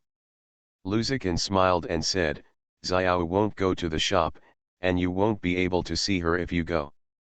MRSGN said, "Minghao, go and find out when Miss Gu's shop will open. Usually Miss Gu doesn't go to the shop, but she always has to check it out on the opening day. Let's go shopping on the opening day. Luzikin smiled and said, okay, I'll talk to Xiao and ask her to wait for you in the shop. There will be many people and things on the opening day, so Xiao won't be able to talk to you. MRSG nodded and said, Ziqin is thinking about it? The shop is about to open, and Miss Gu must be very busy. Let's go there after it opens. How long will it take to wait? I really want to get the fragrant dew now. I can use it at the flower party at Liao Shangshu's house in 2 days, Yamingjian said disappointedly. Yaminghao turned Yamingjian's hand. When Yamingjian looked at him, Yaminghao pursed his lips towards Lu Zikin and whispered, silly girl, please ask Zikin. Yamingjian whispered, isn't Brother Zikin being watched by the British Duke? Will it cause trouble to Brother Zikin? Silly, the British father handed the letter into Miss Gu's hand as if staring at him. He has many tricks, Yaminghao replied. End of this chapter.